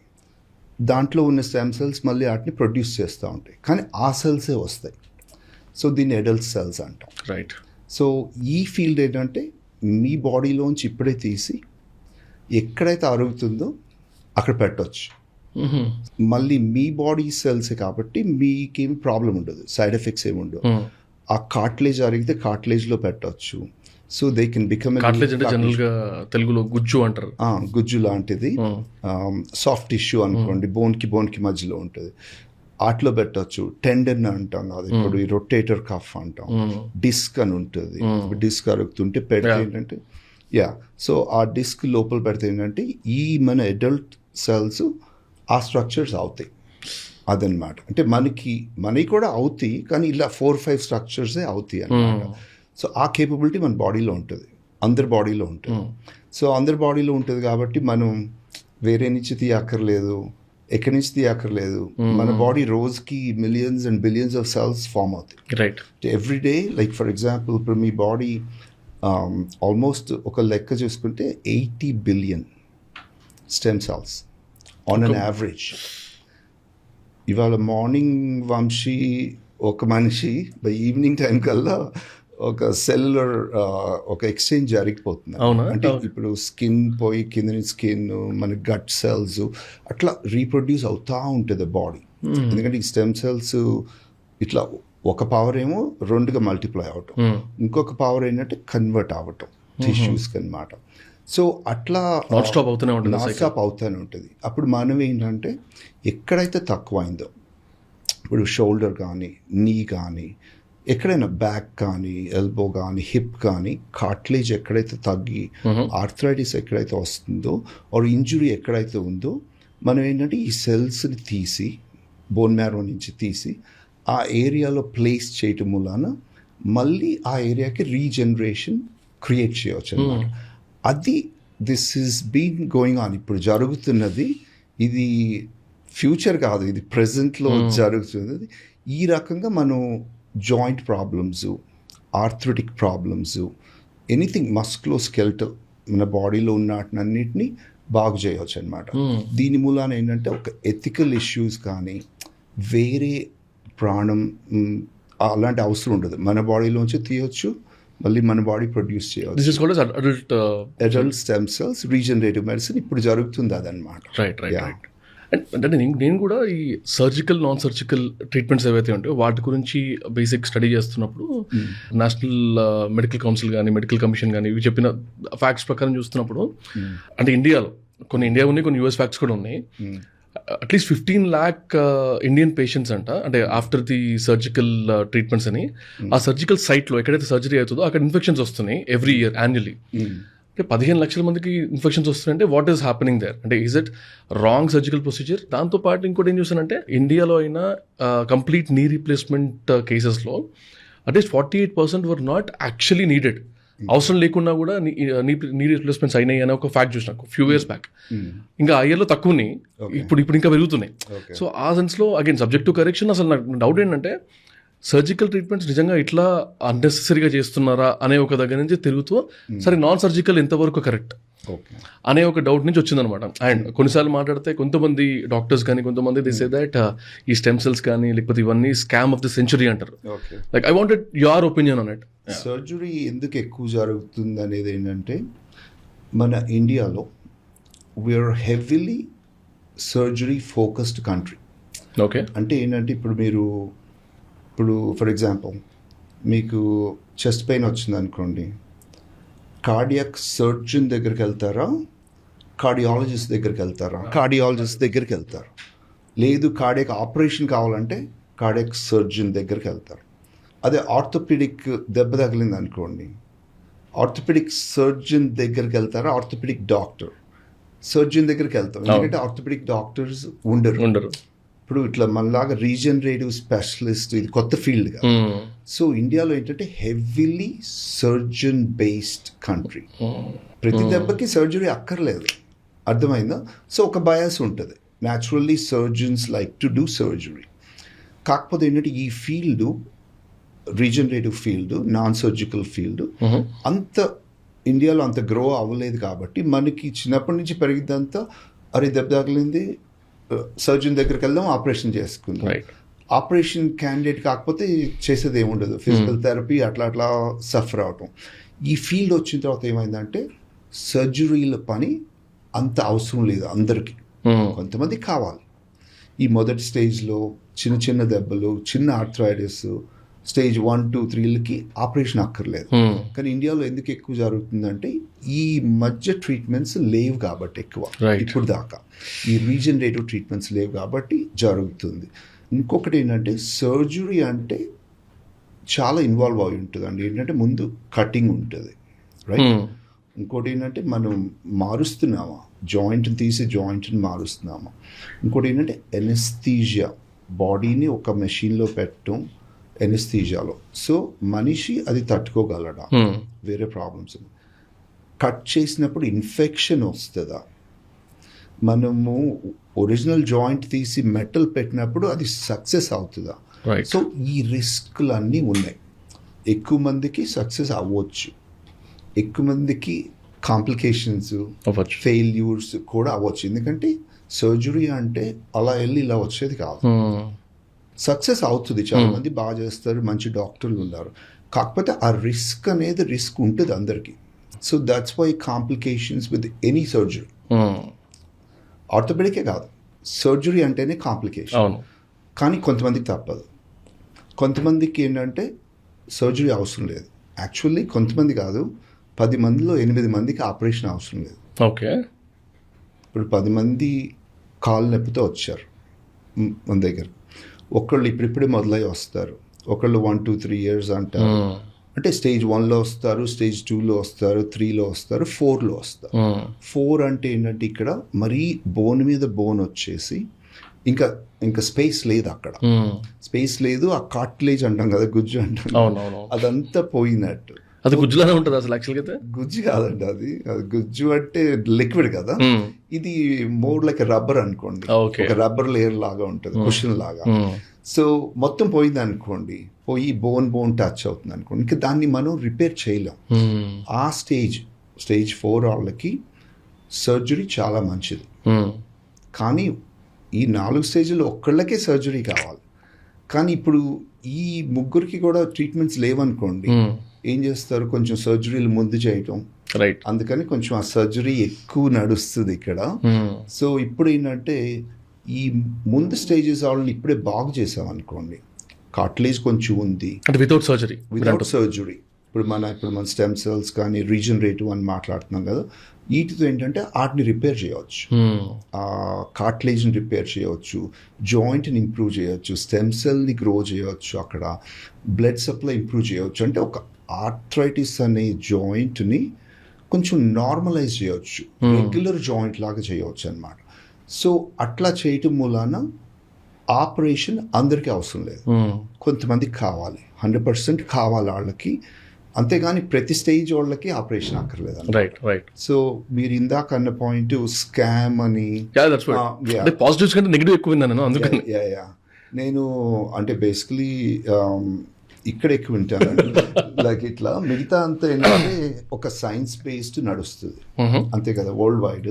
ఇప్పుడు యుఎస్లో ప్రాక్టీస్లో ఉన్నప్పుడు ఏంటంటే ఒక 10-15 ఏళ్ళ క్రితం ఇదే జరిగేది, ఇది పనిచేయదు, ఇది కొత్తది. కానీ ఇప్పుడు ఏంటంటే అందరూ రీసెర్చ్ చూడటం, వాళ్ళ పేషెంట్సే బాగా అవ్వటం, ఆర్థోపెడిక్ సర్జన్సే స్టెమ్ సెల్స్ చేయటం. ఇప్పుడు ఏం జరుగుతుందంటే ఇక్కడ సొసైటీలో ఏం జరుగుతుందంటే ఈ రీజనరేటివ్ ట్రీట్మెంట్ పేరుతో చాలా రీజనరేటివ్ జరగట్లేదు. కొన్ని పెయిన్ మేనేజ్మెంట్ లాంటి ప్రొసీజర్, అది గంటలు 2 గంటలు తగ్గిపోతాయి, లేకపోతే ఒక రోజులో పెయిన్ పోతుంది అని చెప్పి యాడ్స్ అనమాట. అదే మరి అదే మీకు 10 ఏళ్ళ నుంచి ఆర్థరైటిస్ ఉండి 2 గంటలు ఆర్థరైటిస్ పోతుందంటే అది ఎలా నమ్ముతాం చెప్పండి. వాట్ హ్యాపెన్స్ దేర్ మరి? అంటే ఇప్పుడు బేసిక్లీ ఇప్పుడు నీది తీసుకోండి, knee very common, knee arthritis చాలా కామన్. Shall we show the model or something? Yeah okay. So ఇప్పుడు ఈ నీ ఉందండి, నీలో ఈ బోన్కి మధ్యలో ఈ గుజ్జు అంటే దీనికి ఉంటుంది అనమాట, కుషన్. ఓకే. అది ఇది మెనిస్కస్ అంటాం, ఒక రబ్బర్ లాగా. మనకి ఇది కావాలి, రైట్, ఇది కావాలి. ఇది పోతుంది అనుకోండి, ఇది కట్ అవటం మొదలవుతుంది. కొంతమందికి ఇంజురీతో అవుతుంది, కొంతమందికి ఏజ్తో కూడా అవుతుంది. ఆర్థరైటిస్ అంటాం. ఆర్థరైటిస్ అంటే ఇది అరగటం. ఇందాక అన్నట్టు ఇది మొత్తం అరిగిపోయింది అనుకోండి, ఇది బోన్ మీద బోన్ వచ్చేసింది అనుకోండి, అప్పుడు ఆపరేషన్ కావాలి, మొత్తం మారిపోతుంది, మొత్తం మారాలి, వాళ్ళకి తప్పదు ఇంకా. బట్ చాలా మందికి అలా ఉండదు. ఎవరు అది స్టేజ్ 4 అంటాం కదా, ఎవరు స్టేజ్ 4లో ఫస్ట్ టైం రారు. ఈ నొప్పి అనేది ఎప్పుడో స్టేజ్ 1లోనే మొదలవుతుంది మనందరికీ, కానీ 1 నుంచి 2కి వెళ్తారు. ఏమవుతుందంటే ఒక డాక్టర్ దగ్గరికి వెళ్తాం, నీకు అంత పర్లేదమ్మా, నువ్వు కొంచెం పనులు చేయ, మాకు ఇంట్లో ఉండు, మందులు వేసుకో అంటాం, ఫిజికల్ థెరపీ. ఇంకొక డాక్టరు మళ్ళీ పర్లేదు బాగా పాడైనప్పుడు సర్జరీ చేద్దాం. రైట్. వాళ్ళు ఏమవుతుంది, స్టేజ్ 1లో మొదలైన వాళ్ళు పాపం 1 year 2 years 3 years అయ్యేసరికి స్టేజ్ 2, 3, 4కి వెళ్తారు. ఇంకా అప్పుడు తప్పదు కదా సర్జరీ. అదే ఇప్పుడు స్టేజ్ 1లోనే మనం దీన్ని బాగు చేస్తే ఇంకా స్టేజ్ 4 ఉండదు కదా. రైట్. ఏమన్నా యాక్సిడెంట్ అయ్యి దెబ్బ తగిలి 4కి వెళ్ళటం వేరు. ఈ స్టేజ్ 1, 2, 3 మనకి నిద్రలేసేసరికి అవ్వదు, కొన్ని ఏళ్ళు పడుతుంది. సో స్టేజ్ 1, 2లో బాగు చేయాలి. యా. సో మీరు ఇందాక అడిగిన క్వశ్చన్ ఏంటంటే, వీటికి నర్వ్స్ అని ఉంటాయండి ఇక్కడ. ఈ జెనిక్యులర్ నర్వ్స్ అని దీనికి కింద నర్వ్స్ ఉంటాయి. ఈ నర్వ్స్ ఈ పెయిన్ చెప్తుంది మనకి. పెయిన్ ఉంది, ఆర్థరైటిస్ ఉందని చెప్తా ఉంటారు, ఆ నర్వ్స్ త్రూ తెలుస్తుంది మనకి పెయిన్ ఉందని. తెలుస్తుంది. సో ఇప్పుడు ఇందాక అన్నాం కదా, కొన్ని పెయిన్ మేనేజ్మెంట్ చేసి రీజనరేటివ్ అంటారు అని. పెయిన్ మేనేజ్మెంట్లో ఏం జరుగుతుందంటే ఈ నర్వ్స్ని కాల్చొచ్చు. ఓకే. రేడియో ఫ్రీక్వెన్సీ అంటారు, radio frequency ablation. Okay. So ఇక్కడ ఒక ఎలక్ట్రోడ్ లాగా పెట్టి ఈ నర్వ్ని కొంచెం వేడి చేయొచ్చు. చేయటం వల్ల ఏంటంటే నొప్పి తెలియదు. మీరు అన్నారు కదా గంటలో మాయమైపోతుంది నొప్పి, ఇలా మాయమవుతుంది. అంతేగాని మీ ఆర్థరైటిస్ బాగా మాయం అవ్వట్లేదు, వీటిని కాలుస్తున్నారు కాబట్టి రేడియో ఫ్రీక్వెన్సీ అబ్లేషన్, RFA అంటారు. అది చేయటం మూలాన ఏం జరుగుతుందంటే నొప్పి తెలియట్లేదు. పేషెంట్కి తెలుస్తుందా చేస్తున్నారని చెప్తారా? చేస్తున్నారని ఎక్కువ మంది చెప్పట్లేదు. పేషెంట్ ఏమంటారంటే మన దగ్గరికి వచ్చారనుకోండి, ఏం జరిగిందమ్మా నీకు అంటే PRP ఇచ్చారండి, నాకు గంటలో మాయమైపోయింది. అది తప్పు. అది రీజనరేటివ్ మెడిసిన్ కాదు, అది పెయిన్ మేనేజ్మెంట్. అది ఎందుకంటే ఇది చేయటం మూలాన నొప్పి తగ్గుతుంది, తర్వాత PRP ఇచ్చారు అంటారు. సో PRP మూలాన తగ్గింది అంటాం. చాలా మంది పేషెంట్స్కి ఏం జరిగిందో తెలియట్లేదు. అది మనం ఇది ఒక రకంగా మోసమే కదా సార్. మరి అంతే కదండి. ఇప్పుడు డాక్టర్స్గా మాకు ఒక ప్రివిలేజ్ పొజిషన్లో ఉన్నాం. ఇప్పుడు మీరు మా దగ్గరికి వస్తున్నారు, మరి నేను మీకు సరైన సలహా ఇవ్వాలి, సైన్స్ ఎక్కడ ఉందో చెప్పాలి, తర్వాత మీరు డెసిషన్ తీసుకోవాలి. అంతేగాని నేను ఆ పొజిషన్లో ఉన్నానని చెప్పి దాన్ని మిస్యూజ్ చేయటం, అన్ఎథికల్గా చేయటం తప్పు కదా. సో మీ కండిషన్ చెప్పాలి, సైన్స్ ఎంతవరకు ఉందో మీరు చెప్తే మీరు రీసెర్చ్ చేసుకుని ఓకే నాకు ఇది పనికి వస్తుంది నేను ఇది చేసుకుంటాను, అలా జరగాలి. ఇప్పుడు ఈ రేడియో ఫ్రీక్వెన్సీ అంటున్నాం కదండి, కొంతమంది కావాలి. ఎందుకు కావాలంటే ఇప్పుడు ఈ నీ పాడైపోయింది అనుకోండి, బాగా పాడైపోయి నేను నీ రిప్లేస్మెంట్ చేసుకుంటాను, మంచి డాక్టర్ గారి దగ్గరికి వెళ్ళి చేయించుకుంటాను, కానీ ఇప్పుడే వద్దు, ఒక 1 yearలో చేయించుకుంటాను, లేకపోతే 6 monthsలో చేయించుకుంటాను అని అనుకుంటారు. కానీ ఈలోపు నొప్పి ఉంటుంది కదా, నొప్పి తగ్గడానికి ఎలా అంటే అప్పుడు వెళ్ళి రేడియో ఫ్రీక్వెన్సీ చేసుకుని ఇది పాడైనా పర్లేదు, నొప్పి తెల్లకపోయినా పర్లేదు, ఎందుకంటే ఇది మొత్తం మారుస్తున్నాను కదా, అలాంటి పేషెంట్స్ చేసుకోవచ్చు. అదే వీళ్ళకి టెంపరీ రిలీఫ్ వచ్చిన తర్వాత మళ్ళీ ఆ నర్వ్స్ మళ్ళీ వస్తుంది కానీ చాలా మంత్స్ పడుతుంది. ఈ లోపు ఏమవుతుందంటే మనకి సెన్సేషన్ తెలియక డ్యామేజ్ ఇంకా ఎక్కువ అవుతుంది అనమాట. పాపం వీళ్ళు ఎలా వెళ్తారంటే నా నీని కాపాడుకుందాం, ఆపరేషన్ ఫ్యూచర్ లేకుండా కాపాడుకుని వెళ్తాం. కానీ రియాలిటీ జరిగేది ఏంటంటే కాపాడుకోవటం కాదు, స్పీడప్ చేస్తున్నాం ఇంకా పాడవటానికి. సో అది మన బాధ్యత ఏంటంటే ఇప్పుడు ఇవన్నీ కొత్త టెక్నాలజీస్, కొత్త పేషెంట్స్ పాపంకి అర్థం చేయాలి. మన బాధ్యత ఏంటంటే దీని మూలాన ఇది అవుతుంది, ఇది అంత అరగలేదు కాబట్టి నీకు స్టెమ్ సెల్స్తో ఇంప్రూవ్ అవుతుంది, లేదు నీకు బాగా అరిగిపోయింది కాబట్టి నీకు సర్జరీ కావాలి అని అన్ని ఆప్షన్స్ పేషెంట్స్కి ఇవ్వాలి మనం. రైట్. అప్పుడు పేషెంట్ డిసైడ్ చేసుకోవాలి. ఆ ఎడ్యుకేషన్ అందరు డాక్టర్ల బాధ్యత. అంటే నేను చేస్తాను ఒకటి, నేను చేసేదాన్ని కాదు, లేని సైన్స్ నేను చెప్పలేను.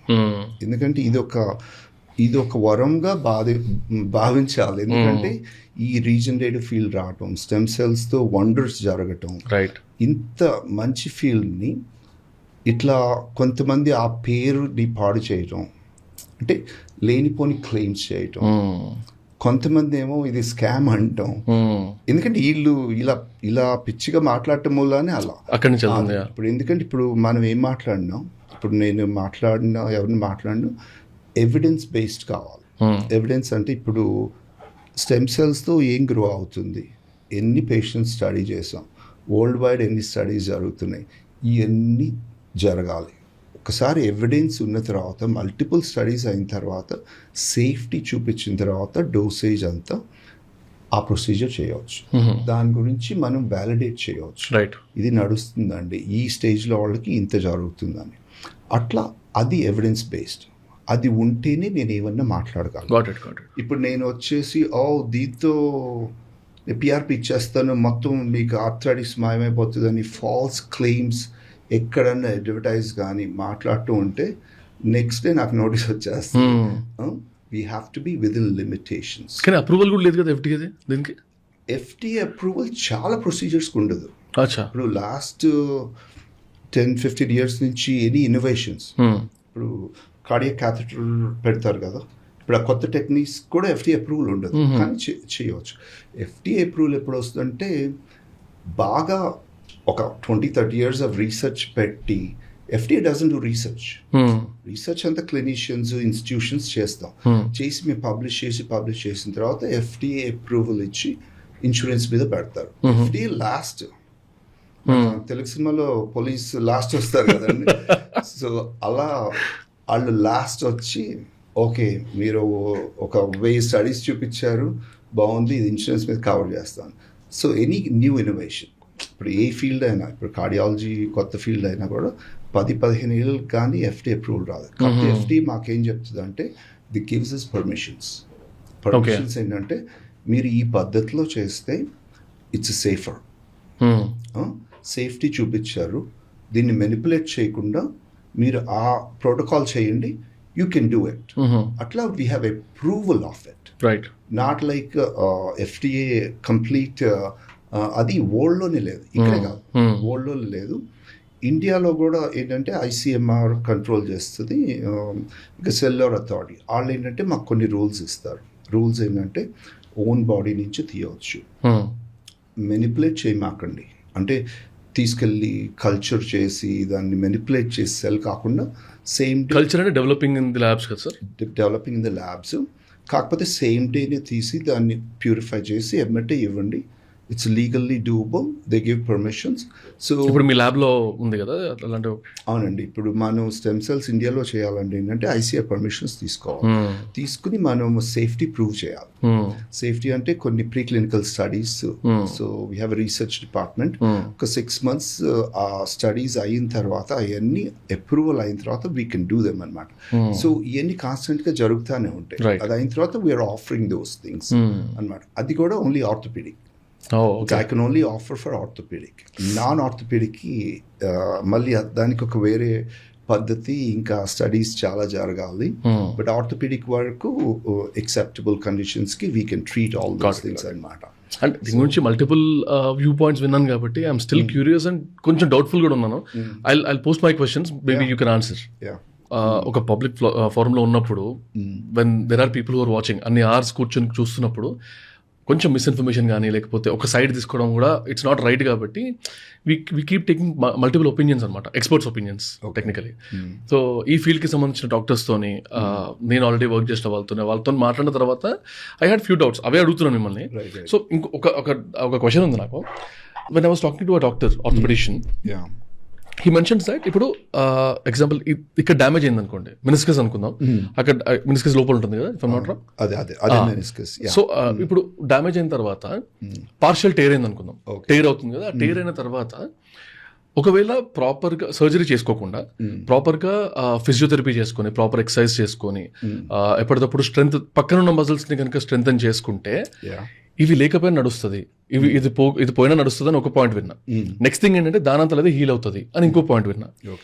అండ్ కొన్నిసార్లు ఏమవుతుంది, it's just a placebo effect. మీరు ఒకవేళ PRP ట్రీట్మెంటో లేకపోతే స్టెమ్ సెల్స్ ట్రీట్మెంటో లేకపోతే injection based non surgical treatment చేసుకున్నా కూడా మీకు యాక్చువల్లీ పక్క మజిల్స్ స్ట్రెంగ్తన్ అవుతున్నాయి కాబట్టి మీకు పెయిన్ ఉండదు కాబట్టి, ఆర్ దానివల్ల అంత యూజ్ లేదు కాబట్టి, అంటే ఇది ఒక్కొక్కరు చెప్పారు కాబట్టి చెప్తున్నారు లేదు కాబట్టి it's just a placebo effect, మీ మైండ్లో ఉంది అంతే అది అని ఒక వర్జన్ విన్నా. సో దీనికి మీ ఆన్సర్?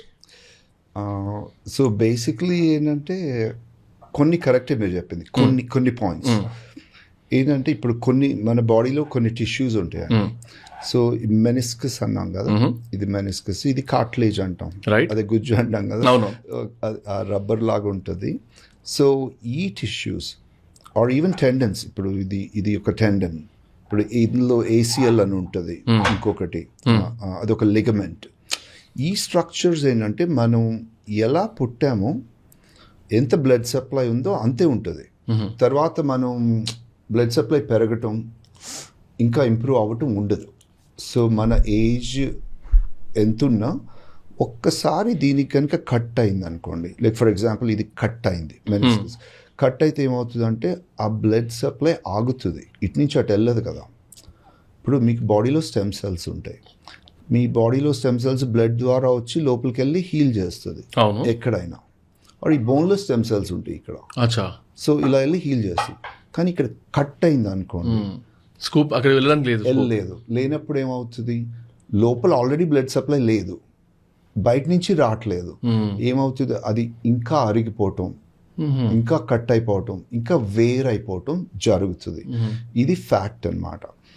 అంతేగాని మెనిస్కస్ కానీ ఏసిఎల్ కానీ కార్ట్లేజ్ కానీ కట్ అయితే మనం ఇంట్లో కూర్చుని ఒకటి ఎక్సర్సైజ్ చేస్తే మెనిస్కస్ హీల్ అయిపోవటం, కార్ట్లేజ్ హీల్ అవ్వటం ఇంతవరకు లేదన్నమాట.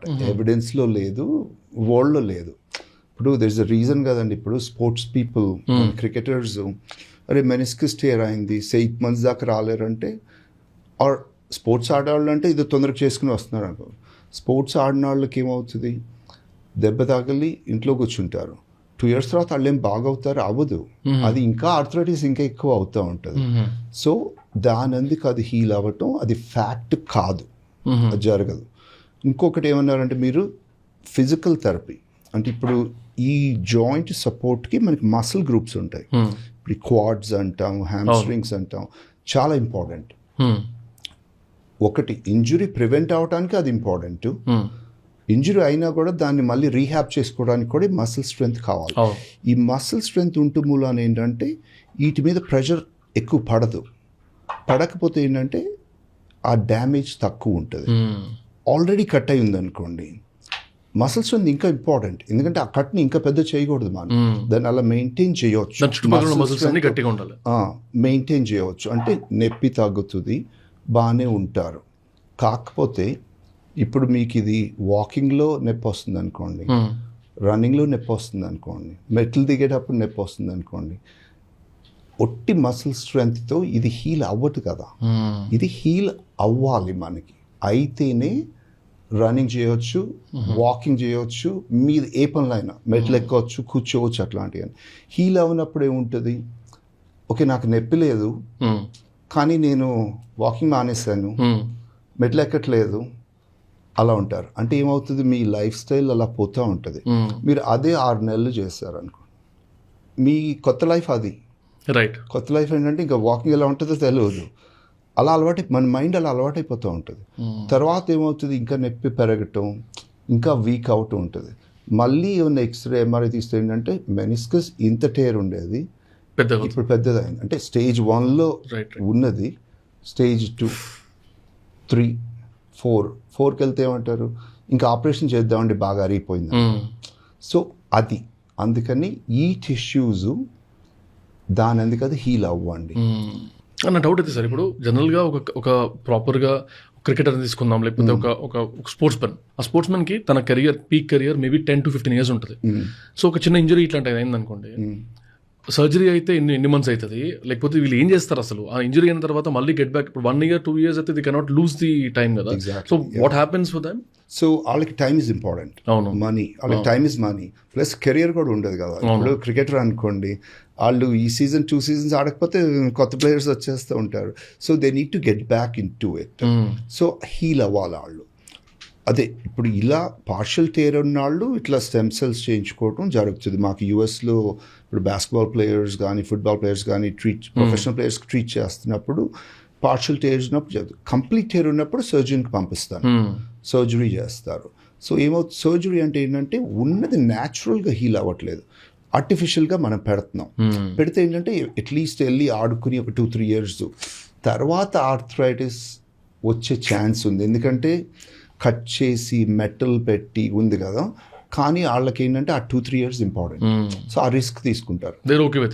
బట్ అలా కాకుండా ప్రొఫెషనల్ అథ్లీట్ ఇట్లా పార్షియల్ టేర్స్లో ఉన్నారు అనుకోండి, సర్జరీ ఎలా అవసరం లేదు, మేము స్టెమ్ సెల్ ఇంజెక్ట్ చేస్తాం, 2-3 months రీహాబ్ చేసి మళ్ళీ స్పోర్ట్స్లోకి వెళ్ళిపోతారు. సో వాళ్ళు ఏంటంటే ఇంకా ఆర్థరైటిస్ అనేది రాదు ఫ్యూచర్లో, ఆ లిగమెంట్ ఫుల్ స్ట్రెంగ్త్ ఉంటుంది. సో అట్లా మెజారిటీ ఆఫ్ ది ఇంజురీస్ని ఆ మేజర్ సర్జరీని ఆపొచ్చు. ఓకే, అది ఇన్ కేస్ రెండు చేసుకోలేదు, రీజనరేటివ్ ట్రీట్మెంట్ లేదు, సర్జరీ లేదు, just focusing on their medication and physio, అలాంటి కేసెస్ కూడా సక్సెస్ అయిన కేసెస్ ఉంటాయా? అంటే మీరు అన్నదాని ప్రకారం మొత్తం స్ట్రెంత్ అంతా అయిపోయింది, ఫ్యూచర్లో పెయిన్ రాదు ఇంకా, though they are playing proper sport, అంటే ఆడలేరు. ఓకే, ఇప్పుడు 100% స్ట్రెంగ్త్ లేకుండా వెళ్ళి ఆడలేరు. ఇప్పుడు మీరు కట్ అయిన లెగ్కి వెళ్ళిపోయి ఫుల్ 100% స్ట్రెంగ్త్ పెట్టలేరు, అది ఇంకా కట్ అవుతుంది అనమాట, అది హీల్ అవ్వదు కదా. ఇప్పుడు బోన్ అనుకోండి, ఇది ఫ్రాక్చర్ అయింది ఎవరికన్నా, ఒక 6 weeks ఇంట్లో క్యాస్ట్ పెట్టుకుని కూర్చుంటాం. ఈ బోన్ అంతా స్టెమ్ సెల్స్, ఈ లోపలంతా ఎన్ని స్టెమ్ సెల్స్ టకాన్ వెళ్ళి ఇదంతా హీల్ చేసేస్తుంది. మనం ఏం చెయ్యం, ఇంట్లో కూర్చుంటాం, హీల్ అయిపోతుంది. హీల్ అయిన తర్వాత మళ్ళీ ఆ పేషెంట్ వెళ్ళి ఆడటమో రన్నింగో వాకింగో చేసుకుంటారు. లేదంటే బోన్ ఇలా పక్కకు వస్తే కొంచెం పెట్టడం, మెటల్ పెట్టడం అలాంటివి జరుగుతుంది. కానీ హీలింగ్ మనమే ఓన్ బాడీ చేస్తుంది, లోపల అవుతుంది. ఎందుకంటే స్టెమ్ సెల్స్ ఉన్నాయి ఫుల్గా, ఇక్కడ బ్లడ్ ఉంది ఇదంతా. కానీ ఈ tissues meniscus, cartilage, labrum, disc cut అయితే హీల్ అవ్వలేవు, ఎందుకంటే బ్లడ్ లేదు అక్కడ. సో వాళ్ళందుకు వాళ్ళు బాగా అవ్వలేరు. ఫిజికల్ థెరపీ చేసుకున్నా అది హీల్ అవ్వదు. అర్థమైందా? రైట్. నొప్పి తగ్గుతుంది, కొంచెం స్ట్రెంగ్త్ వస్తుంది. మళ్ళీ ఇదివరకు లాగా ఏది బాగా నడుస్తున్నాను, డ్యాన్స్ చేస్తున్నాను, లేకపోతే ట్రావెల్ చేస్తున్నాను, అవి చేయలేరు. బాగా అవ్వాలి. ఇప్పుడు ఉంది ఆ ఛాన్స్ కదా, ఈ స్టేజ్లో చేస్తే బాగా అవుతారు. అవన్నీ చేసుకోవచ్చు బేసిక్లీ. డాక్టర్, ఇందాక మీరు మాట్లాడుతున్నప్పుడు అంటే మధ్యలో కట్ చేయడం ఇష్టం లేక రీజనరేటివ్ స్టెమ్ సెల్స్, పిఆర్పి ఇలాంటి వాటి గురించి డీటెయిల్ ఇన్ఫర్మేషన్ అడుగుదాం అనుకున్నాను. వాట్ ఈస్ దట్ అసలు యాక్చువల్లీ ఏందని.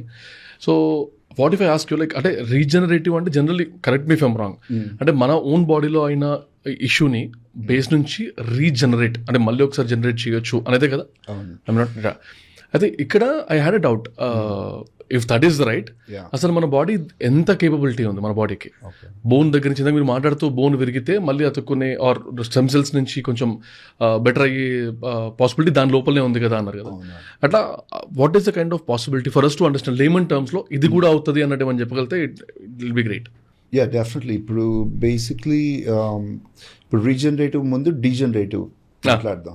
సో డీజనరేటివ్ అంటే మనం యాజ్ వి గ్రో అనే కాదండి, ఒక 20s 30s తర్వాత ఏమవుతుందంటే వేర్ అండ్ టేర్ పెరుగుతుంది. ఇప్పుడు ఇందాక అన్నాను కదా, ఇప్పుడు కొన్ని కార్టిలేజ్లో బ్లడ్ సప్లై ఉండదు, అది అరగటం మొదలవుతుంది. కొంచెం బాగా ఏజ్ వచ్చేసరికి ఆర్థరైటిస్ అంటే అది డీజనరేషన్. ఓన్లీ జాయింట్స్ కాదు, the whole body. People start losing hair after while, skin getting wrinkles, ఇవన్నీ జరుగుతూ ఉంటుంది కదా. ఒక కైండ్ ఆఫ్ ఏజింగ్ అంటే డీజనరేట్ అవుతున్నాం. అంటే ఏంటంటే మన బాడీ దాన్ని ఫుల్గా రీప్రొడ్యూస్ చేయట్లా. అది చిన్నప్పుడు అనుకోండి, పిల్లలు ఎంతైనా మళ్ళీ ఏమైనా మళ్ళీ నార్మల్గా అవుతారు కదా. మనకేంటంటే ఏజ్ వచ్చే కొద్దీ మన స్టెమ్ సెల్స్ తగ్గటం, రీజనరేషన్ తగ్గుతుంది. అలాగే జాయింట్స్లో తగ్గుతుంది, ఇంజురీ అవ్వటం. సో దాన్ని మనం సప్లిమెంట్ చేయగలిగితే, ఇప్పుడు ఆర్థరైటిస్ అంటే జాయింట్ అరగటం ఉందనుకో, దాన్ని డీజనరేషన్ జరుగుతుంది, రీజనరేట్ చేయటం is a medicine of regeneration. ఇప్పుడు అంతకుముందు ఏంటంటే మన బాడీయే చేస్తుంది అనుకుంటాం, కానీ ఏజ్ వచ్చే కొద్దీ ఆ కెపాసిటీ తగ్గుతూ ఉంటుంది. ఇప్పుడు ఏంటంటే ఓకే, మనం ఇది కనుక్కున్నాం, బాడీలో సెల్స్ ఉన్నాయి, ఈ సెల్స్ మన హోల్ బాడీని రీజనరేట్ చేస్తుంది. కానీ ఈ సెల్స్, స్టెమ్ సెల్స్ ఎక్కడ డ్యామేజ్ అయిందో ఆ ఏరియాలోకి వెళ్ళలేకపోతున్నాయి, ఎందుకంటే అక్కడ కట్ అయింది కాబట్టి. సో అదే సెల్స్ని మనం తీసి, ఒక మిలియన్స్ ఆఫ్ సెల్స్ని ఆ పాడైన ఏరియాలో పెట్టగలిగితే మళ్ళీ రీజనరేట్ అవుతుందా అనే కాన్సెప్ట్తో రీజనరేటివ్ మెడిసిన్ వచ్చింది. సో అది చేసిన కొద్దీ మాకు అర్థమైంది ఏంటంటే ఎస్, సెల్స్ని కనుక పెట్టగలిగితే ఎక్కడైతే అరుగుతుందో అక్కడ రీజనరేషన్ స్టార్ట్ అవుతుంది. రైట్. సో అది రీజనరేటివ్ మెడిసిన్. జస్ట్ ఒక ఎగ్జాంపుల్ చెప్తానండి. ఇప్పుడు హార్వర్డ్ ఒక బయోసైన్స్ ల్యాబ్ ఉంది. ఏం చేశారంటే, ఇప్పుడు మైస్, మన ర్యాట్స్, మైస్ ఉంటుంది కదా, యంగ్ సెల్స్, ఓల్డ్ సెల్స్ బాడీలోంచి తీసి ఒక ఓల్డ్ మైస్లోకి యంగ్ సెల్స్ని ఎక్కించారు. అదే ఓల్డ్ సెల్స్ని యంగ్ మైస్లోకి ఎక్కించారు. ఓకే, ట్రాన్స్ఫర్ చేశారు. ఒక ఓల్డ్ అండ్ యంగ్ మైస్ తీసుకొచ్చి దీనికి ట్రాన్స్ఫర్ చేశారు. చేసి చూసారు ఏమవుతుంది. ఇప్పుడు నాకు ఏజ్ వచ్చిన కొద్దీ డీజనరేషన్ పెరుగుతుంది, ఆర్థరైటిస్ పెరుగుతుంది, మళ్ళీ హీల్ అవ్వట్లేదు, కానీ ఎలా అని. అదే కనుక ఎక్కువ సెల్స్ నా జాయింట్లోకి వెళ్తే నేను హీల్ అవుతున్నాను. అది చేయటం వల్ల ఏమైందంటే 2 మైస్లో యంగ్ మైస్ ఓల్డ్ అవ్వటం, ఓల్డ్ మైస్ యంగ్ అవ్వటం, over a period of weeks to months తెలిసిపోయింది వాళ్ళకి. అంటే అప్పుడు ఏమర్థమైందంటే ఏజ్ అనేది ఇంకా అది అయిపోతుంది అని కాదు, మనం యంగ్గా పెట్టుకోగలిగితే, మన సెల్స్ని హెల్తీగా పెట్టుకోగలిగితే మనం ఈ డీజనరేషన్ని కాపాడవచ్చు. అంటే న్యాచురల్గా రీజనరేషన్, దానికి హెల్ప్ చేయడానికి ఈ టెక్నిక్స్ అన్నమాట. ఇప్పుడు మనం ఉన్న సెల్స్ తీసి జాయింట్స్లో పెడితే ఆ జాయింట్స్ మళ్ళీ కొత్తగా అవటం, అది regenerative medicine. So that's the basis మనం ఇప్పుడు చేసే మెడిసిన్కి, ఆర్థోపెడిక్ కండిషన్స్కి అట్లా రీజనరేట్ చేయగలుగుతున్నాం బేసిక్లీ. ఇప్పుడు మీరు ఒకసారి గూగుల్ చేయండి, మనం బాడీ మనందుకు మనం రీజనరేట్ చేయగలమా అనే ఒక కాన్సెప్ట్. ఇప్పుడు కొన్ని యానిమల్స్ ఉంటాయి, యానిమల్స్ కాదు, మన ఈ ర్యాట్ టైప్లో కానీ సాలమాండర్స్ అంటాము, లిజర్డ్స్ అంటాం కదా, వాటికి కేపబిలిటీ ఉంటుంది. ఇప్పుడు మీరు తోక కట్ చేస్తే మళ్ళీ తోక పెరగటం చూస్తాం, మన ఇళ్ళలో కూడా చూస్తాం కదా. మరి వాళ్ళు అంత ఎలా రీజనరేట్ చేస్తారంటే వాళ్ళకి ఆ కెపాసిటీ ఉంటుంది అన్నమాట. మనలో కూడా ఉంటుంది అలా. అంటే మొత్తం చేయి తీసేస్తే చేయి రావటం అని కాదు. ఇప్పుడు ఏంటంటే చాలా స్టోరీస్ ఎలా ఉంటాయంటే, ఇప్పుడు మీరు కనుక కొంచెం సర్చ్ చేస్తే ఈ ఫింగర్స్ పోయిన వాళ్ళు ఉంటారు, ఇట్లా యాక్సిడెంట్ అవటం, ఇట్లా ఫింగర్ ఈ నెయిల్ బెడ్ నుంచి కింద కట్ అవటం, చాలా కేసెస్ ఉన్నాయి అట్లా. ఉండి మళ్ళీ ఫింగర్ రావటం, నెయిల్ రావటం, అలాంటి ఇన్స్టెన్సెస్ కూడా జరిగినాయి. కాకపోతే ఏంటంటే మనమే ఆపుతాం అది జరగకుండా. ఎందుకంటే ఇప్పుడు ఎవరికైనా పాపం యాక్సిడెంట్ అయ్యి ఇది పోయిందనుకోండి, ఎమ్మటే వెళ్ళి మనం స్టిచెస్ పెట్టేస్తాం, ఆపేస్తాం. స్టిచెస్ పెడితే ఏంటంటే స్కార్ టిష్యూ ఫామ్ అవుతుంది. స్కార్ ఫామ్ అయితే ఇంకా రీజనరేషన్ గ్రోత్ ఉండదు, అది అక్కడితో ఆగిపోతుంది.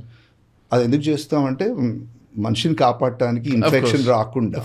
బట్ ఇదివరకు రోజుల్లో, పాత రోజుల్లో, ఆర్ ఇప్పుడు కూడా కొన్ని ఏరియాస్లో కొంచెం గట్టిగా ఉండి నాకు అసలు ఏం వద్దు, ఇలాగే వదిలేస్తాను గాలికి, అదే హీల్ అవుతుంది అన్ని చేసిన వాళ్ళు కూడా ఉన్నారు. కొంతమందికి ఇన్ఫెక్షన్లు వచ్చి చాలా ప్రాబ్లమ్స్ అయినాయి. కొంతమంది ఏంటంటే లక్కీగా ఇన్ఫెక్షన్ రాకుండా మెల్లిగా ఓవర్ ఎ మంత్స్లో ఆ వేలు ఇలా పెరగటం, అలాంటి stories multiple. So that's something, అంటే టెల్స్ యువర్ బాడీ. అంటే అది మనం ఎంకరేజ్ చేయం, చేతులు కట్ చేసుకోండి మళ్ళీ వస్తాయి అని కాదు. బట్ కాకపోతే ఆ కెపాసిటీ ఉంది. దాన్ని ఏంటంటే మనం మెడికల్గా in a safe and healthy way, అట్లా గాలికి మన intention is to make them understand how capable is the body అని. అవునవును, అట్లా గాలికి వదిలేసి దాని ఎందుకు అది కాకుండా ఇప్పుడు మెథాడికల్గా మనం తీసి అక్కడ ప్లేస్ చేసి అదే ప్రాసెస్. మన బాడీ ఇస్ లైక్ ఒక క్లినిక్ అనుకోండి, ఒక ఫార్మసీ అనుకోండి. మెడిసిన్స్ మన బాడీలోనే ఉన్నాయి, దానికి తగ్గ ఏం చేయాలనేది కూడా బాడీలోనే ఉంది. కానీ దాన్ని ఎలా వాడాలి, ఎక్కడ పెట్టాలి అనేది ఇదంతా టెక్నాలజీ. వేరే ఫీల్డ్స్ కూడా ఇప్పుడు ట్రెమెండస్ ప్రామిస్. స్ట్రోక్ పేషెంట్స్ చూసుకోండి, ఆల్జైమర్స్ చూసుకోండి, heart problems, kidney problems. I mean this tremendous research జరుగుతుంది, ట్రెమెండస్ పాజిటివ్ స్టడీస్ వస్తున్నాయి. యా, ద ఫ్యూచర్ ఇస్ చూస్తే ఇంకా ఏమేమి లేవనుకున్నా. సో ఇప్పుడు what are stem cells, if I ask that question, and what is PRP, ఈ రెండింటికి తేడా ఏంటి? బికాస్ ప్రాపర్ నాలెడ్జ్ లేకపోవడం వల్ల, లేకపోతే ప్రాపర్ అవేర్నెస్ లేకపోవడం వల్ల రెండు ఒకటే, అంటే ఆ టైప్లో అనుకుంటున్నాము. You can correct me if I'm wrong. రెండు ఒకటి కాదు, కాకపోతే ఒక ఫ్యామిలీ, వాళ్ళు వీళ్ళు చుట్టాలు అనమాట బేసిక్లీ. ఇప్పుడు స్టెమ్ సెల్స్ అంటే మనం ఇందాక మాట్లాడుకున్నాం కదా, ఇప్పుడు మన బాడీలోంచి వచ్చేది adult stem cells, mesenchymal stem cells అంటాం, బోన్ మ్యారో నుంచి తీస్తాం. ఇప్పుడు స్టెమ్ సెల్స్ సీడ్స్ అనుకోండి, ఇప్పుడు మనం ఒక మొక్క పెరగాలంటే సీడ్స్, విత్తనాలు అనుకోండి. పిఆర్పి అనేది ఫెర్టిలైజర్ అనుకోండి. ఒట్టి పిఆర్పి పెట్టి మొక్క పెరగమంటే పెరగదు. అర్థమైంది? స్టెమ్ సెల్స్ పెట్టి పిఆర్పి పనిచేస్తుంది. పిఆర్పి అనేది ఏంటంటే మన బ్లడ్ నుంచి వస్తుంది. What is the full form of that? Plasma rich platelets. Right. అంటే ప్లేట్లెట్స్ మన బ్లడ్లో ఉంటాయి. ఇప్పుడు మనకు కట్ అయింది అనుకోండి, అక్కడ హీల్ అయిపోద్ది కదా, క్లాట్ అవుతుంది కదా, అది ప్లేట్లెట్స్. అది దాని ఎందుకు అది క్లాట్ చేస్తుంది, ఆపేసి అది హీల్ చేస్తుంది, అది ప్లేట్లెట్స్. అదే మీకు డీప్గా బ్రేక్ అయింది అనుకోండి, బోన్ కానీ టెండన్ కానీ, హీల్ అయింది అనుకోండి, అది stem cells. So stem cells ఏంటంటే బాగా డ్యామేజ్ అయిన ఏరియా కానీ, కట్ అయిన ఏరియా కానీ, ఆర్థరైటిస్ ఉన్న ఏరియాని కానీ స్టెమ్ సెల్స్ వెళ్ళి హీల్ చేస్తారు. సర్ఫేస్ అంటే చిన్నగా దీన్ని ఏమంటామంటే స్కిన్ కానీ, టెండనైటిస్ అంటే మనకు కొంచెం ఇన్ఫ్లమేషన్ అంటాం కదా, కొంచెం నొప్పి వచ్చిపోయినట్టు, డ్యామేజ్ ఎక్కువ లేదు, అక్కడ పిఆర్పి పనిచేస్తుంది. అంతేకాని పిఆర్పి బాగా ఆర్థరైటిస్ ఉన్న పేషెంట్స్కి పిఆర్పి చేస్తే పనిచేయదు. టెంపరీ ఇంప్రూవ్మెంట్స్ వస్తుంది, ఎందుకంటే గ్రోత్ ఫ్యాక్టర్స్.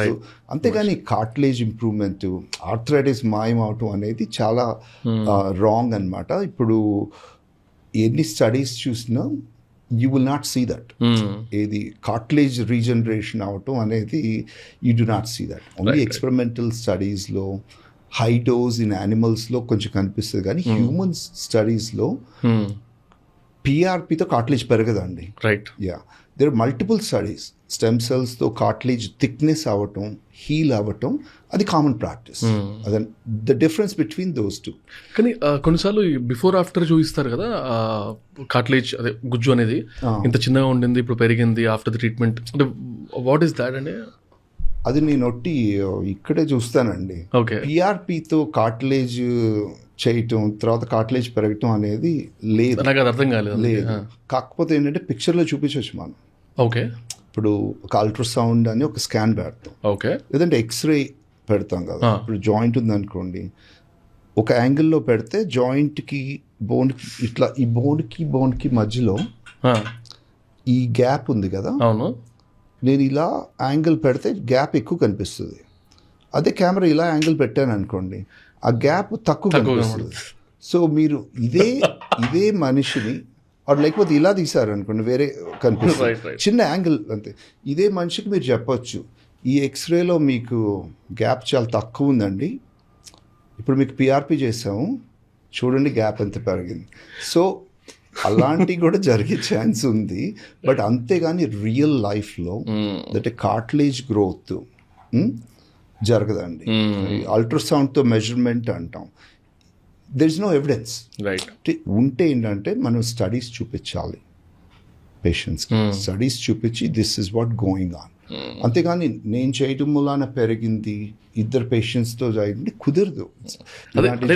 ఇక్కడ ఎక్కువ చూస్తాను, బయట అంత కనిపిస్తుంది. బయట ఏంటంటే basically you talk about science, లేకపోతే మీరు క్యాండిడేటా, మీకు పనికి వస్తా లేదా, లేకపోతే మీకు సర్జరీ కావాలా, అలాంటి మాటలు ఉంటాయి. కానీ ఇట్లా ఫాల్స్ అంటే ఇమేజెస్ చూపించటం, ఇలా పాడైంది ఇప్పుడు బాగైంది అనేది దట్స్ నాట్ రియల్, అది తప్పనమాట. సార్, వర్కౌట్స్ ఆర్ ఎక్సర్సైజ్ ఉంటాయి కదా జిమ్లో చేసేవి, వాటిలో if you need to advise what are the best workouts that we can do every day which are important for your body, అదొకటి. ఇంకోటి వర్స్ట్ ఎక్సర్సైజ్ ఏమున్నాయి, ఈ రెండు చెప్పండి. నాకు ఆ క్వశ్చన్ అంటే కొంచెం భయం వేస్తుంది. ఎందుకు? అంతకుముందు ఒకసారి ఒక పాడ్కాస్ట్ చేస్తే చాలా బ్యాక్లాష్ వచ్చింది అనమాట. Okay. In a good way. ఎందుకంటే ఏం ఎక్సర్సైజ్ చేయకూడదు, ఇది నేను మెడికల్ పరంగా కొన్ని ఎక్సర్సైజెస్ మనకి రిస్క్ ఎక్కువ ఉంటుంది, చేయొచ్చు. అది చేయటం వలన చాలా మంది ఎందుకు చేయకూడదు అన్నట్టు, but it's a good question. Right.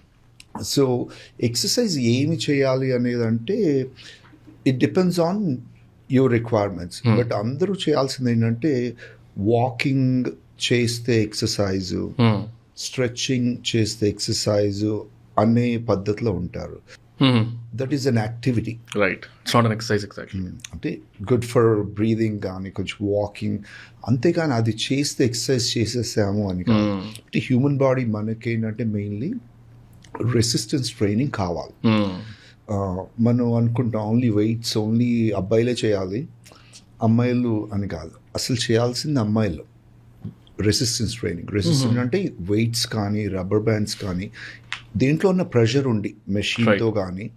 ఎందుకంటే అమ్మాయిల బోన్స్ ఆస్టియోపోరోసిస్ అని వీక్ అవుతూ ఉంటుంది, కాల్షియం పోతూ ఉంటుంది. మనకు కూడా అందరికీ పోతుంది. అది చేస్తే రెసిస్టెన్స్ ఎక్సర్సైజెస్ చేస్తే ఏంటంటే మళ్ళీ ఆ calcium can be filled up in the bones. Okay. So వాళ్ళకి ఫ్రాక్చర్ డెన్సిటీ తగ్గుతుంది కదా. సో అది రెసిస్టెన్స్ ట్రైనింగ్ చేసిన వాళ్ళకి డెన్సిటీ పెరుగుతుంది. ఇప్పుడు చాలా స్టడీస్ ఉంటాయండి. ఇప్పుడు నర్సింగ్ హోమ్లో ఓల్డ్ పేషెంట్స్ని తీసుకుని ఒక 10 మంది ఏమో రెగ్యులర్ మెషిన్ ఎక్సర్సైజెస్ వెయిట్స్, ఒకళ్ళేమో జస్ట్ ఏరోబిక్ ఎక్సర్సైజెస్. వీళ్ళలో ఫ్రాక్చర్స్ చాలా తక్కువ మంది అవటం, బెడ్ రిడన్ అవటం తక్కువ. So it's proven fact. So అమ్మాయిలు కూడా పెద్ద వెయిట్స్ లిఫ్ట్ చేయక్కర్లేదు, but they still have to do rubber band exercises, resistance exercises, machines, dumbbells చేయాలన్నమాట. సో నేనేది ఏంటంటే అందరూ రెసిస్టెన్స్ ఎక్సర్సైజ్ అందరం చేయాలి, number 1. Then the aerobic exercise అని ఉంటుంది మన cardiac health. Cardiac exercise is one of the best for other health, right? అది మీ కెపాసిటీని బట్టి రన్ చేయగలిగితే చేయవచ్చు. కొంతమంది రన్ చేయకపోతే ఎలిప్టికల్ అట్లాంటివి చేయవచ్చు, అప్పుడు స్పీడ్ వాకింగ్ చేయవచ్చు. సో ఎక్సర్సైజ్ ఏంటంటే you have to have both, రెండు కలపాలి. ఏరోబిక్ వేర్ మన lungs, heart to improve, then resistance for the muscle strength. ఇప్పుడు మసిల్ స్ట్రెంగ్తే లేదనుకోండి, మనం నడవలేము, చేయలేము, అవన్నీ ఉంటుంది కదా. సో మసిల్స్ రెండు కావాలి. అది ఏది చేయాలి అనేది చాలా వర్షన్స్ ఉంటాయి. సో ఈ వర్స్ట్ ఎక్సర్సైజెస్ కానీ లేకపోతే జాగ్రత్త మీరు ఏదైతే కాంట్రవర్సీ అన్నారో, సో ఆ సెగ్మెంట్ లో వాట్ విల్ యూ సజెస్ట్? తక్కువ చేయండి లేకపోతే ఇది కంప్లీట్లీ అవాయిడ్ చేయండి? నేను అదే వర్డ్స్ అని కాదు. ఇప్పుడు కొన్ని ఎక్సర్సైజ్ ఏంటంటే మెడికల్ పరంగా చూసుకుంటే మేము ఇంజురీస్ ఎక్కువ చూస్తాం. కొంతమంది పేషెంట్స్ వస్తారు కదండి, ఇప్పుడు కొన్ని ఎక్సర్సైజుల మూలన ఆ ఇంజురీ ఎక్కువ అవుతూ ఉంటుంది. Okay. So most of the exercises supervised చేయాలి. కొత్తగా ఇప్పుడు మీరు కొత్తగా జిమ్కి వెళ్తున్నారు, ఇట్స్ బెటర్ ఒక ట్రైనర్ ఉంటూ ఒక నాలెడ్జబుల్ పర్సన్ చేయాలన్నమాట. కొన్ని ఎక్సర్సైజెస్ రిస్క్ ఎక్కువ ఉంటుంది. ఫర్ ఎగ్జాంపుల్ లోవర్ బ్యాక్, ఇప్పుడు సిట్టింగ్ కూడా ఒక రిస్క్ కిందే లెక్క మనకి. సిట్టింగ్ అప్పుడు ఏంటంటే మనకి ఇప్పుడు ఈ డిస్క్ ఉంది అనుకోండి, ఈ డిస్క్లో ఇట్లా ప్రెషర్ పెరిగిపోతూ ఉంటుంది. ఇట్లా పైనుంచి ప్రెషర్ వచ్చిన కొద్దీ మన డిస్క్ ఏమవుద్ది అంటే అట్లా బయటికి రావటం, అలా బల్జ్ అవటం, అలా జరుగుతూ ఉంటుంది. అది వచ్చినప్పుడు ఏంటంటే ఈ నర్వ్ ఉంది కదా, నర్వ్కి వెళ్ళి సయాటికా అంటాం. ఇప్పుడు అదే జరుగుతూ ఉంది అనుకోండి, అది అరిగిపోవటం జరుగుతుంది. ఇది క్రానిక్గా, అంటే మనకి మామూలుగా హెవీ సిట్టింగ్ ఇంజురీ అట్లా. అది కాకుండా కొన్ని ఎక్సర్సైజెస్ కూడా ఉంటాయి, డెడ్ లిఫ్ట్స్, క్రంచెస్ అంటాం కదా. సరిగ్గా చేయకపోతే ప్రాబ్లం ఏంటంటే సేమ్ థింగ్ హ్యాపెన్స్. ఈ ప్రెషర్ క్రంచ్ అయిన ప్రతిసారి స్పైన్ ఎలా ఉంటుంది సార్? ఇట్లా అవుతుందండి. క్రంచ్ అయినప్పుడు ఇలా చేస్తున్నారు. అదే మీరు సరైన సూపర్వైజన్ లేకుండా చేసినప్పుడు ఏంటంటే ఇలా చేసిన కొద్ది ఏమవుతుంది, ఆ డిస్క్ బయటికి రావటం, ప్రొలాప్స్ అవడం జరుగుతుంది. అలా అని చెప్పి క్రంచెస్ చేయొద్దు అనట్లేదు, సూపర్వైజ్డ్ చేయాలి. లేదంటే మాడిఫైడ్, ఇప్పుడు ఏంటంటే ప్లాంక్స్ అని ఉంటాయి, బ్రిడ్జెస్ ఉంటాయి, అలా చేసుకోవచ్చు. సో ఇప్పుడు ఏంటంటే క్రంచెస్ చాలా అన్పాపులర్ అయిపోతున్నాయి, ఎందుకంటే ఇంజురీస్ ఎక్కువ చూస్తున్నాం. వేరే రకంగా చేయవచ్చు. సో అదొక్కటి నేను డెఫినెట్గా పేషెంట్స్కి చెప్తాను. అన్లెస్ యూర్ ట్రైన్డ్, జిమ్లో చేస్తున్నావు చెయ్యి, కానీ బీ కేర్ఫుల్. వాళ్ళకి ఏంటంటే మసిల్ స్ట్రెంత్ ఆల్రెడీ ఉంది, they are okay with it. But I would prefer కొత్తగా స్టార్ట్ చేసే వాళ్ళకి చేయొద్దండి, వేరే చేయండి. వేరే ఉన్నాయి కదా ప్లాంక్స్, బ్రిడ్జెస్ అట్లాంటివి. ఇంకొకటి ఏంటంటే ఓవర్ హెడ్ లిఫ్టింగ్. ఇప్పుడు మిలిటరీ ప్రెస్ అంటాం, షోల్డర్స్ పెంచడానికి మనం పైకి లేపుతాం. Stretching is okay, mild okay. Heavy weights పెట్టి లేపుతారు. హెవీ వెయిట్స్ పెట్టి లేపినప్పుడు ఏంటంటే ఇక్కడ రొటేటర్ కఫ్ అని ఉంటుంది కదా, అది ఇట్లా రాసుకుంటుంది. అదేమో జస్ట్ టెండన్, అది రాసుకుని కట్ అవుతుంది. ఆ రొటేటర్ కఫ్ ప్రాబ్లంతో వస్తారు మన దగ్గరికి. ఎందుకంటే నేను ఓవర్ హెడ్ చేస్తున్నానండి, ఎందుకంటే షోల్డర్ పెరగటానికి అని. సో మళ్ళీ అగైన్ చెయ్యకూడదు అని కాదు, చేసే ముందు మన టెక్నిక్ ఎలా ఉంది, హెవీ వెయిట్ ఉందా, ఎవరైనా సూపర్వైజ్ చేస్తున్నారా, మెకానిక్స్ ఎలా ఉన్నాయో చూసుకోవాలి. ఆ డౌట్ ఉన్నప్పుడు వేరే ఎక్సర్సైజ్ చేయండి. ఈ ఫార్వర్డ్ రైజెస్ అని ఉంటాయి, అది చేయవచ్చు. ఈ బెండ్ డౌన్ రోజ్ అని ఉంటాయి, అది చేయవచ్చు. ఇవన్నీ సేఫర్ వేస్ ఆఫ్ డూయింగ్. అంటే మీరు ఏ ఎక్సర్సైజ్ కైనా ఆల్టర్నేటివ్స్ ఉన్నాయి. సో అలా చూసుకుని చేయాలి. కొన్ని ఏంటంటే మన జాబ్ని బట్టి కూడా ఉంటాయి. ఇప్పుడు క్రికెట్ ఆడేవాళ్ళు ఉన్నారు, బౌలింగ్ యాక్షన్, వాళ్ళకి ఇంజరీ ఇక్కడ అయ్యే ఛాన్స్ ఉంది, బ్యాక్ లో అయ్యే ఛాన్స్ ఉంది. బుమ్రాకి ఏంటంటే ఆ స్పైన్ ఫ్రాక్చర్. ఇప్పుడు బేసికలీ ఈ స్పైన్ డిస్క్ కాకుండా ఇది ఉంటుంది అనమాట, ఈ బోన్ ఇది ఇట్లా వెనక్కి కొట్టుకుని ఈజ్ గాడ్ ప్రీవియస్ ఫ్రాక్చర్ ఒకసారి అయింది, మరి ఇప్పుడు రెండోసారి కూడా అయింది. బికాజ్ ఇట్లా ఆర్చ్ ఎక్కువ చేస్తాడు కదా, అంటే అందరూ చేస్తారు, బట్ ఒక్కొక్కసారి ఏంటంటే if has a weaker muscle or genetically predisposition ఉన్న ఆ ఇంజురీ అయ్యే ఛాన్స్ ఉంది. బట్ ఆయనకి ఏంటంటే మనం we know is hyper arch చేస్తాం, so that could be the reason. So what are the common injuries like this cricketers లో కానీ స్పోర్ట్స్ మెన్ లో కానీ? సో ఇదేమో పార్ట్స్ ఇంజురీ అంటామండి.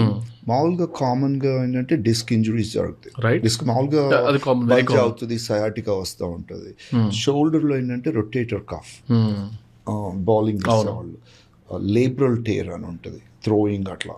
లేబ్రమ్ అంటే ఒక క్వశ్చన్ లాగా ఉంటుంది అది. నీస్ లో వెరీ కామన్ ఏసీఎల్ చూస్తారు కదా, ఏసీఎల్ ఇంజురీ. మెనిస్కస్ చాలా కామన్, అదనమాట. నేను ఎవరో డాక్టర్తో మాట్లాడుతుంటే ర్యాండమ్ గా మీరు రోడ్డు మీద వెళ్తున్న 10 మందిని తీసుకొస్తే ఒక 3 కన్నా మెనిస్కస్ ఏదో పోయి ఉంటది అని అంటుండే అనమాట, వాళ్ళకి తెలియదు అంతే. అంటే ఇప్పుడు ఒక ఏజ్ తర్వాత మెనిస్కస్ లో మైల్డ్ టేర్స్ ఉంటూ నార్మల్, మనం అదే రియాక్ట్ అవ్వక్కర్లేదు. కానీ అథ్లీట్ కి తెలిసిపోద్ది, అథ్లీట్ కి ఇంత టేర్ ఆడలేడు. ఇప్పుడు ఒక 50-60 పైనుండి చిన్న నొప్పి ఉంటే వాళ్ళు ఏంటంటే కొంచెం నడుస్తూ అట్లా ఉంటానే ఉంటారు, కానీ కొన్ని తెలియకపోవచ్చు, కానీ అది పాడవుతూ ఉంటుంది. బాగా పాడైనప్పుడు తెలుస్తుంది, సో అందుకే ముందు కనుక్కోవాలన్నమాట. సో అట్లా స్పోర్ట్స్ రిలేటెడ్ ఇంజురీస్ మన స్పోర్ట్ని బట్టి, మన యాక్టివిటీని బట్టి అట్లా డిఫరెంట్గా ఉంటాయి అనమాట. క్రికెట్కి దట్స్ వెరీ కామన్. మాకు అంటే అమెరికన్ ఫుట్బాల్కి ఏంటంటే హెడ్ ఇంజురీస్ బాగా అవ్వటం, నెక్ ఇంజురీస్, రెస్లింగ్ చేసే వాళ్ళకి స్పైన్ బాగా అవ్వటం.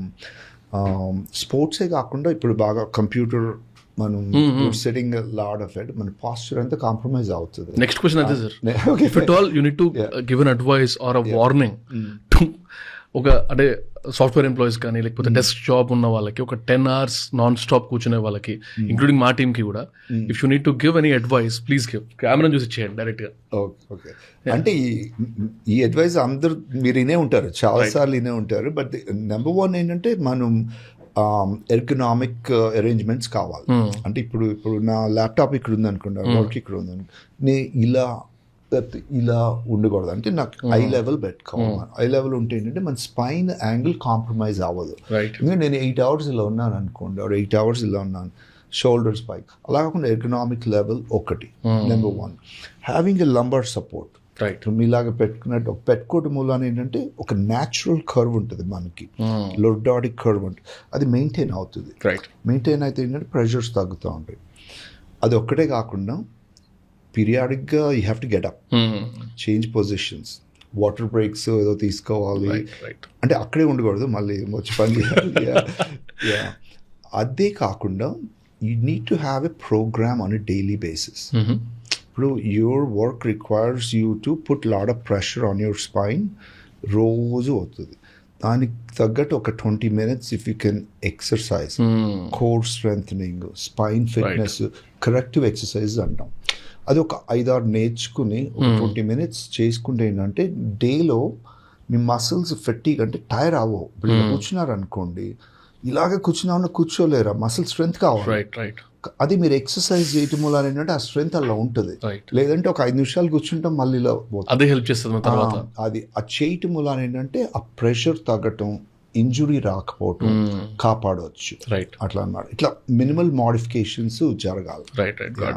జనరల్గా స్పోర్ట్స్లో ఉన్న వాళ్ళకి మేజర్లీ చూస్తుంటాం కదా, ఐస్ బాత్స్ వల్ల వాళ్ళకి రికవరీ ఎక్కువ ఉంటుందని, ఐస్ బాత్స్ ఆర్ ఇంపార్టెంట్ అని. అండ్ ఈ మధ్య కొన్ని రీల్స్ కూడా చాలా ఫేమస్ అవుతున్నాయి అనమాట.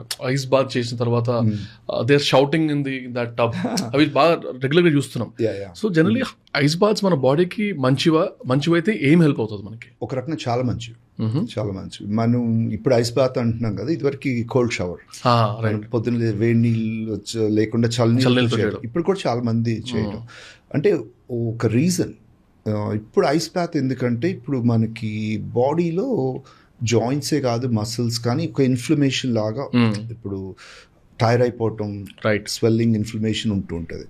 మనం ఐస్లోకి వెళ్తే ఏంటంటే ఇప్పుడు మనం దెబ్బ తగిలితే ఐస్ ఎందుకు పెడతాం?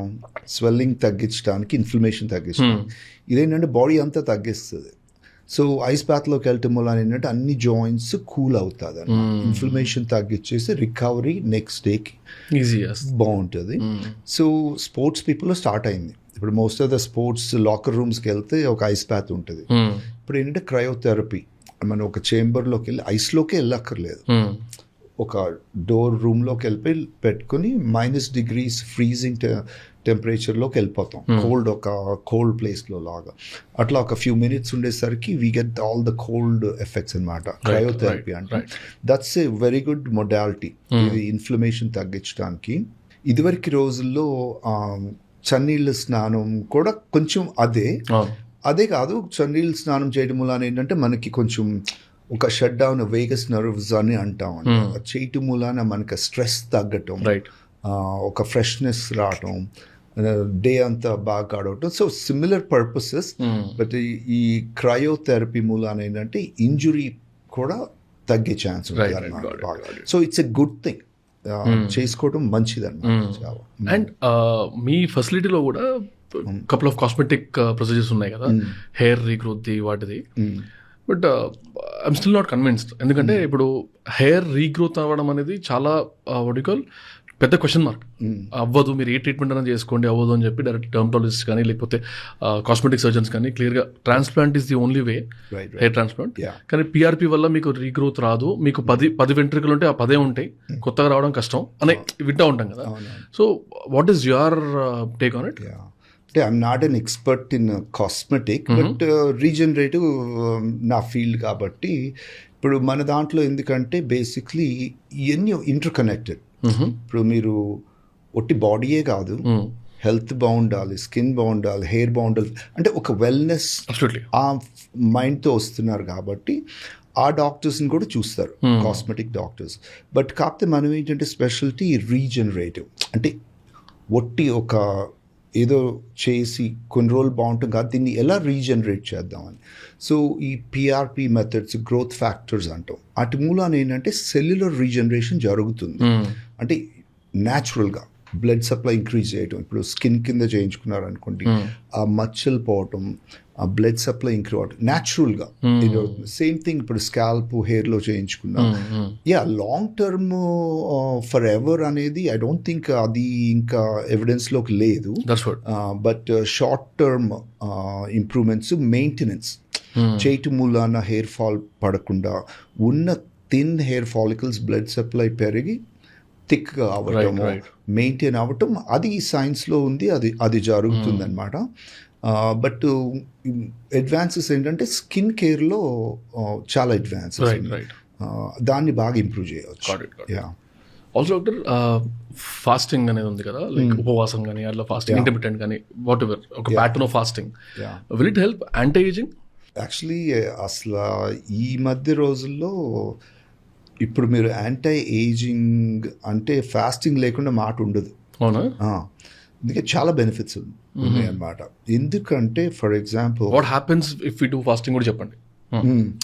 సో ఫాస్టింగ్ అంటే రకరకాల ఫాస్టింగ్ ఉంటుంది కదా. ఇప్పుడు కొంతమంది అసలు వాటర్ కూడా తాగరు, కొంతమంది water liquid can be done fasting. But average ఏంటంటే ఒక 16 hours ఫాస్టింగ్ అట్లా తీసుకుంటే దాన్ని ఫాస్టింగ్ అంటాం. 10-12 hours ఫాస్టింగ్ అను, ఇంటర్మీడియట్ ఫాస్టింగ్ అట్లా ఉంటారు. ఫాస్టింగ్ మూలాన ఏమవుతుందంటే మన బాడీ, సో ఫర్ ఎగ్జాంపుల్ మనం ఏజ్ అవుతున్న కొద్దీ, ఏజే కాదు రెగ్యులర్గా ఏంటంటే నేను చెప్పాను కదా మనకి బిలియన్స్ ఆఫ్ సెల్స్ ఫామ్ అవుతూ ఉంటాయి, అన్ని సెల్స్ ప్రాపర్గా పనిచేయవు. ఒక ప్రోటీన్ని, ఒక సెల్స్ మన డిఎన్ఏ నుంచి ప్రోటీన్ వస్తుంది, ఆ ప్రోటీన్ చెప్తుంది మనకి ఏమేమి చేయాలి, ఎలా చేయాలి, ఎలా బాగా అవ్వాలి. అవి కొన్ని సెల్స్ ఏంటంటే ఒక రోగ్ సెల్స్ అయిపోతాయి, అంటే ఒక విలన్స్ లాగా ఉంటాయి. సెల్స్ అసలైన ప్రోటీన్ ఇవ్వకుండా ఇన్ఫ్లమేషన్ ఇస్తూ ఉంటాయి, వాటిని మనం క్లీన్ చేయాలి. క్లీన్ అంటే కొంచెం exercise, diet plays a big part అందులో. డైట్ అనేది ఎక్కువ తినడం కాదు, మీరు ఒక 16 hours 18 hours కనుక గ్యాప్ పెట్టారనుకోండి ఫుడ్కి. చాలామంది ఏం చేస్తారంటే డైట్ ఇప్పుడు 18 hours 6 hours విండో అంటారు, అంటే ఆ 6 hoursలోనే తింటారు. అంటే ఒక బ్రేక్ఫాస్ట్, లంచ్ తినేసి ఇంకా మళ్ళీ తినరు. మీరు ఆ 18 hours ఎవరికి వీలుంది అలా, కొంత 12 hours చేయొచ్చు, 14 hours. కానీ స్టడీస్ ఏం చూస్తుందంటే ఒక 18 hours దాటి 20 hours వెళ్ళే వాళ్ళకి ఏమవుతుందంటే బాడీ ఏంటంటే నాకు ఫుడ్ లేదు అని ఒక మెకానిజం స్టార్ట్ అవుతుంది మన బాడీలో. అటాఫేజీ అంటాం. అటాఫేజీ అంటే బేసికలీ ఒక క్లీనింగ్ క్రూ తయారవుతుంది. రైట్. వచ్చి ఆ బాడీలోకి వెళ్ళి మన ఈ జాంబీ సెల్స్ అంటే ఇవన్నీ సెల్స్ ఉన్నాయి కానీ స్టెమ్ సెల్స్ అన్నీ ఉన్నాయి కానీ అవి రోగ్ అనమాట, వెళ్ళి వాటిని ఈటప్ చేసేస్తుంది. సో ఇన్ఫ్లమేషన్ని క్లీనప్ చేసేస్తుంది. అవి లేకపోతే ఏంటంటే నీకు ఓన్లీ హెల్తీ సెల్స్ ఉంటుంది. ఇప్పుడు సెల్ నేనట్టు ఇప్పుడు ఒక సెల్ పోతే ఇంకో సెల్ వస్తుంది కదా, ఇప్పుడు దాని ప్లేస్లో ఏమొస్తుంది, ఒక హెల్తీ సెల్ వస్తుంది. So you regenerating and reproducing. So that is the greatest benefit అనమాట. సో మనం అన్నట్టు యాంటీ ఏజింగ్ అన్నాం కదా, ఈ సెల్ ఆ మైటోకాండ్రియల్ని ఇంప్రూవ్ చేస్తుంది. మన ఏజ్ ఇప్పుడు యాంటీ ఏజింగ్ చూసే అన్ని మైటోకాండ్రియల్ ఏజ్నే చూస్తున్నాం. మైటోకాండ్రియా ఓల్డ్ అయిపోతుందా అంటే సెల్యులర్ ఏజింగ్. సో ఆ మెకానిజంని ఇంప్రూవ్ చేస్తుంది అనమాట. So it's really important. అలా అని చెప్పి అందరూ 18 hours చేయాలి 20 అని కాదు, ఎవరికి వీలుంటే అలా. కొన్ని స్టడీస్ ఏంటంటే కొంతమంది ఇంటర్మీడియట్ చేసి కొన్ని hours weekly once weekly twice అట్లా 24 hours ఉంటూ అలా జరుగుతుంది. అలా చేయవచ్చు. ఇప్పుడు మీరు బాగా ఎక్సర్సైజ్ చేస్తున్నారు, క్యాలరీస్ ఎక్కువ కావాలి, అలా అని చెప్పి తక్కువ తినక్కర్లేదు, బట్ ఈట్ ఆ విండోలో తినండి. రైట్. ఇప్పుడు రోజంతా ఇదివరకు మనకి ఎలా ఉంటుంది అంటే frequent meals every 4 hours 5 hours అనేవాళ్ళు కదా. దాని మూలన ఏంటంటే ఎనర్జీ లెవెల్స్ బాగుంటూ ఉంటుంది. కానీ ఈ అటాఫేజీ కిక్కిన్ అవ్వదు. ఓకే. అది అవ్వాలంటే ఫాస్టింగ్ జరగాలి. రైట్. ఫాస్టింగ్ జరిగితే ఏంటంటే ఈ సెర్టువన్స్ అని ఉంటాయి మన బాడీలో, జీన్స్, అది యాక్టివేట్ అవుతాయి. So it's called sirtuin pathway. Okay. These are anti aging genes that's been found out. వాటిని యాక్టివ్ చేయాలంటే ఈ మెకానిజంని స్టార్ట్ చేయాలి. So if you keep doing that thing, ఈ బాడీ ఏం చేస్తుందంటే పాత సెల్స్ని క్లీనప్ చేస్తాం. So you becoming little fresher and younger. So that's how it works. One mechanism. They must be other mechanisms of energy levels అట్లా, but this is the main reason why autophagy అనేది anti aging ఎందుకు important. Also like మీరు చూస్తున్న advancement in the technology in medical field majorly treatments ఆస్పెక్ట్లో కానీ ఒక 10 years back లేనిది ఇప్పుడు చూస్తున్నాం. ఇది చూస్తున్న దాన్ని బట్టి ర్యాపిడ్ గ్రోత్ కనబడుతుంది. This is what we are witnessing also కదా. What is our future? ఎలా ఉండబోతుంది future with respect to medical industry, health industry? మీకు కనబడుతున్న ఫ్యూచర్ అంటే already we see tremendous amount of change కదండి. I would say ఇంకా next 5-10 yearsలో ఐమ్ టాకింగ్ అబౌట్ రీజనరేటివ్ ఫీల్డ్లో it's going to be even ground breaking. చాలా కొత్త technologies రావటం జరుగుతుంది. ఇప్పుడు ఫర్ ఎగ్జాంపుల్ ఇప్పుడు మనం ఏం చేస్తున్నామంటే మన బాడీలోంచి తీసి ఓన్ బాడీలోకి సెల్స్ ట్రాన్స్ప్లాంట్ చేస్తున్నాం, ఇంజెక్ట్ చేస్తున్నాం. అదేంటంటే ఓకే జాయింట్ వరకు చేస్తున్నాం, రైట్, జాయింట్ లిగమెంట్స్ వరకు చేస్తున్నాం. సో ఇంకా there are so many conditions in your body. కొన్నిటికి ట్రీట్మెంట్సే లేవు. అవును. ఇప్పుడు ఆల్జైమర్స్ అంటారు, డిమెన్షియా అంటారు, కార్డియాక్ ఫెయిల్యూర్స్, ఈవెన్ డయాబెటీస్ కూడా సరైన ట్రీట్మెంట్ లేదు, మెడిసిన్ వేసుకోవాలి కదా. సో అట్లా millions of diseases, orphan diseases అంటాం, అంటే పట్టించుకుని డిసీజెస్ కూడా ఉంటాయి. Auto immune diseases, even sickle cell, వీటన్నిటికీ మందులు వేసుకుని కానీ కెన్ బి ఆల్టర్. ఇప్పుడు కొంతమందికి ఏంటంటే ఒక జీన్లో తేడా ఉంటుంది. సికిల్ సెల్ ఉందనుకోండి, ఫ్యామిలీలో నడుస్తుంది.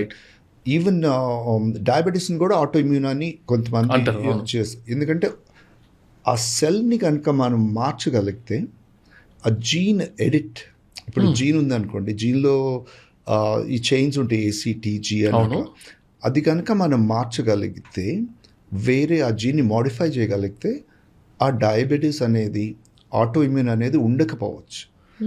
అది ఇప్పుడు ఎలా చేయవచ్చు అంటే ఫ్యూచర్ మీరు అన్నట్టు మనం సెల్స్ తీసుకుని స్టెమ్ సెల్స్ని ఆ ప్రోగ్రామ్ చేయవచ్చు, జీన్ ఎడిట్ చేయవచ్చు. ఇప్పుడు ఆల్రెడీ జరుగుతున్నాయి, బట్ నాట్ క్లినికల్లీ కాదు. There are few of the human studies also happening, but animal studies plenty of them.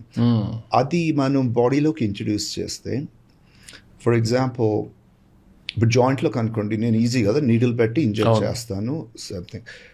Me హార్ట్లోకి వెళ్ళాలనుకోండి cut చేయలేము అదంతా. కానీ if I can introduce in to I bots చిన్న ఉంటాయి మన రోబోట్స్ లాగా, జీనోబాట్స్ అంటే న్యూరోబాట్స్ అండ్ సెల్యులర్ బాట్స్ అంటే it's like micro robots పెట్టేసేసి వాటిని we can direct them magnetic ఫీల్డ్తో. Just go in to that area పంపించేసి then they have the capability of releasing millions and millions of cells. ఇప్పుడు inject చేస్తే ఇన్నే రావచ్చు, but we can introduce and we can have multiple robots.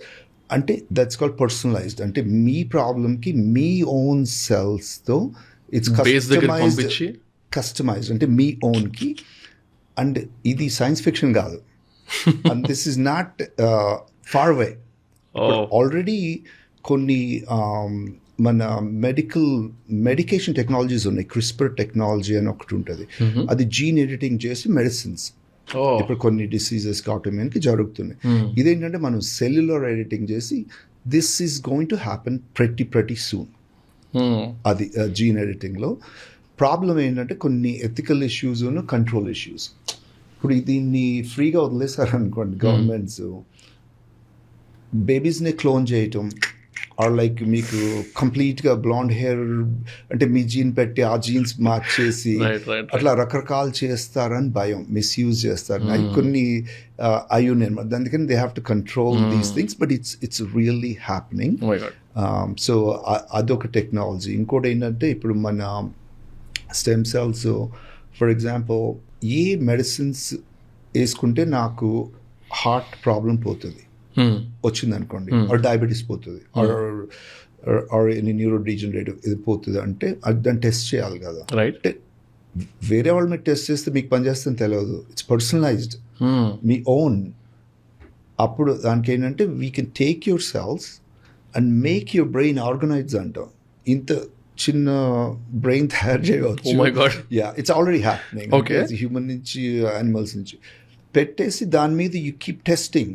Oh, your brain is responding to that because these are your own cells. It's a human organizer. So our medicine is miniature test chestar. Exactly. Labs lo so any miniature parts of it. Right. So that is a possibility. And inka basically చూసుకుంటే ఏంటంటే if somebody has failure organ, kidney failure అనుకోండి, ఇప్పుడు మీ kidney మీ cells match అవ్వాలంటే కష్టం కదా. కానీ if you take some of your cells and we can 3D print మెనిస్కసే అవ్వండి ఏసియల్ మీదే 3D ప్రింట్ చేయగలిగాం అనుకోండి సెల్యులర్ దాంతో, then you put that thing back in to you. So all this is in the process అన్నమాట. ఇవాళ వచ్చి చేయండి రేపు అంటే అవ్వదు, but what I'm saying is these are all literally coming and this is literally we're moving in that direction. So ee methodology tho inta regeneration cheyochu kabatti we can prevent ఈ age related diseases ఉంటాయి. ఇప్పుడు చాలా వరకు deaths అన్ని ఈ age related డిసీజ్తోనే అవుతుంది. కొన్ని accidents అట్లా ఫ్రీ క్యాన్సర్స్ అనుకోండి. ఇప్పుడు ఏంటంటే అది డిలే చేయవచ్చు. డిలే చేస్తే ఏంటంటే మీరు హెల్తీగా ఉంటారు ఎంత ఏజ్ అయినా. So that is the future. That's why I'm excited అన్నమాట. ఇంకా సో మచ్ వీ కెన్. నాకు చాలా ఎక్సైట్మెంట్ వస్తుంది. మీకు ఇంకా చాలా టైం ఉంది, మీరు you're like so young. But good to have ఇప్పటి నుంచి అవేర్నెస్ ప్రోయాక్టివ్గా చూసుకుంటే సూపర్ మ్యాన్ అవ్వచ్చు. Amazing. And also doctor like stress as a concept, అంటే దీస్ డేస్ మెంటల్ హెల్త్ గురించి ఎక్కువ మాట్లాడుతున్నాము. Taking stress, feeling pressured or normalizing stress, పర్లేదులే అందరికి ఉందిలే అనుకునే వాళ్ళకి if you need talk about that. Stress ఎప్పుడు పాజిటివ్గా ఏమి కనిపించదు, కానీ there so many negative effects stress మూలాన. బాడీయేగా అవ్వచ్చు, మీ పెర్ఫార్మెన్స్ అవ్వచ్చు. సో ఇప్పుడు కొంతమందిని చూస్తేనే తెలుస్తుంది, చాలా ఏజ్ అయిపోయినట్టు ఉంటారు కానీ ఏజ్ చాలా తక్కువే ఉంటుంది. Stress can do that thing. External అపియరెన్సే కాదు, లోపల ఆర్గన్స్ని కూడా. సో మనకి మెంటల్ స్ట్రెస్ ఉందనుకోండి, there certain hormones that's heavily produced ఉంటాయి. అవి ఏంటంటే దే క్రియేట్ దట్ ఒక సాంబర్ మూడ్ తగ్గించడం, కార్టిజోల్ లెవెల్స్ పెంచడం ఇలా ఉంటుంది. అదేంటంటే ఆ హై లెవెల్స్ ఉండటం మూలాన ఆర్గన్ డ్యామేజ్ అవుతుంది, ఇన్ఫ్లమేషన్ రావటం బాడీలో, మోటివేషన్ లేకపోవటం. సో దేనికి మంచిది కాదు స్ట్రెస్. సో అందుకని మెంటల్ హెల్త్ మీరు అన్నట్టు చాలా ఇంపార్టెంట్. ఎందుకంటే మనం ఒట్టి ఫిజికల్గా ఎలా ఉందామని చూస్తాం కానీ మెంటల్ హెల్త్ని చాలా ఇగ్నోర్ చేస్తాం. కానీ ఇప్పుడు ఆ అవేర్నెస్ ఉంది. So definitely how to relieve the stress చూసుకోవాలి. ఇప్పుడు మీకు స్ట్రెస్, నాకు స్ట్రెస్ వేరు ఉండొచ్చు. రైట్. నేను స్ట్రెస్ హ్యాండ్లింగ్ వేరు ఉండొచ్చు, మీరు స్ట్రెస్ హ్యాండ్లింగ్ వేరు ఉండొచ్చు. ఎవరికి ఏది పనికి వస్తాయి. ఇప్పుడు మీకు మూవీ చూస్తే రిలాక్స్ అవ్వచ్చు, ఎక్సర్సైజ్ చేస్తే రిలాక్స్ అవ్వచ్చు, అట్లా మల్టిపుల్ ఉంటాయి. కానీ మనకి తెలిసిన ఏంటంటే when you involve your self any physical activity, particularly aerobic type exercise కానీ, ఫ్రెండ్స్తో ఉండటం కానీ, ఫ్యామిలీస్తో ఉండటం కానీ ఏంటంటే స్ట్రెస్ని కొంచెం తగ్గించవచ్చు అనమాట. ఈవెంట్స్ ఏమైనా బ్యాడ్ ఈవెంట్స్ ఉన్నప్పుడు తప్పదులేండి, కొంచెం స్ట్రెస్ ఉండటం ఎప్పుడైనా ఎక్సెప్టబుల్. రైట్. ఎందుకంటే ఇప్పుడు మనం మాట్లాడుతున్నాం, లేకపోతే పెద్ద ఈవెంట్ ఏమైనా ఉందనుకోండి, you should have a little bit of a cortisol level కొంచెం ఉంటే ఏంటంటే you'll be able to perform. అదే ఇంత స్ట్రెస్ ఉంటే ఏంటంటే కంప్లీట్గా ఫెయిల్యూర్ అవుతుంది అన్నమాట. సో ఆ లెవెల్లో మనం ఎక్కువసేపు ఉండకూడదు. ఇప్పుడు మనం పడుకుని లేచినప్పుడు ఏమవుతుందంటే ఈ లెవెల్స్ తగ్గుతాయి. సో దాన్ని ఎలా తీయాలి అనేది ఒక్కొక్క పేషెంట్కి, అది ఒక్కొక్క పర్సన్కి ఒక వే ఉంటుంది. అది మనం ఒక్కొక్కసారి మనకి తెలియకపోవచ్చు. అందుకని ఒక స్పెషలిస్ట్, ఒక మెంటల్ స్పెషలిస్ట్, మెంటల్ అంటే ఇక్కడ ప్రాబ్లం ఏంటంటే ప్రతి సైకాలజిస్ట్ చూసినా, కౌన్సిలర్ని చూసినా తప్పు కాదండి, తప్పు కాదు. ఎందుకంటే మనం లివింగ్ ఈ ప్రపంచంలో ఏంటంటే ప్రతిదీ స్ట్రెస్ఫుల్ ఉంటుంది. ఒక్కొక్కసారి మేబీ నేను ఒక దాంట్లో చాలా బాగవచ్చు, ఒక దాంట్లో హెల్ప్ తీసుకోవటం తప్పులేదు. ఫ్రెండ్స్తో మాట్లాడి తీసుకోవచ్చు, లేదంటే స్పెషలిస్ట్లు తీసుకోవచ్చు, లేదంటే మీకే తెలుసు మీ బాడీ, మీకు ఒక సర్టన్ ఒక స్లీప్ కావాలి, ఒక ఎక్సర్సైజ్ కావాలి. ఎంత బిజీ అయ్యి ఎంత మనీ వెనకాల పరిగెత్తుందా అన్నా కూడా ఈ మాత్రం జరగాలి. అది జరిగితే ఏంటంటే లాంగ్ టర్మ్ మీకు ఆ ఎఫెక్ట్స్ ఉండవు. జనరల్గా కూడా ప్రతి పాడ్కాస్ట్లో we keep asking about advice అనమాట. యంగ్స్టర్స్కి కొంచెం స్పెసిఫిక్ అడ్వైజ్ అడుగుదాం అనుకుంటున్నాను దీంట్లో. If a person who's watching the podcast is around 20 years అనుకుందాం.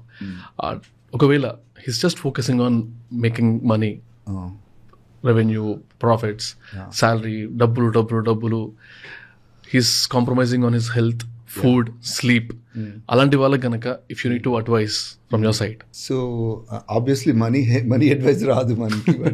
సో అంటే ఇప్పుడు మనీ సక్సెస్ అంటున్నారు కదా, హెల్త్ లేకపోతే అవన్నీ ఎందుకు పనికిరావు కదా. ఎంత మనీ అని ఉండొచ్చు, but if you can enjoy them, what's the purpose of having. So in our business basically your wealth is your health actually.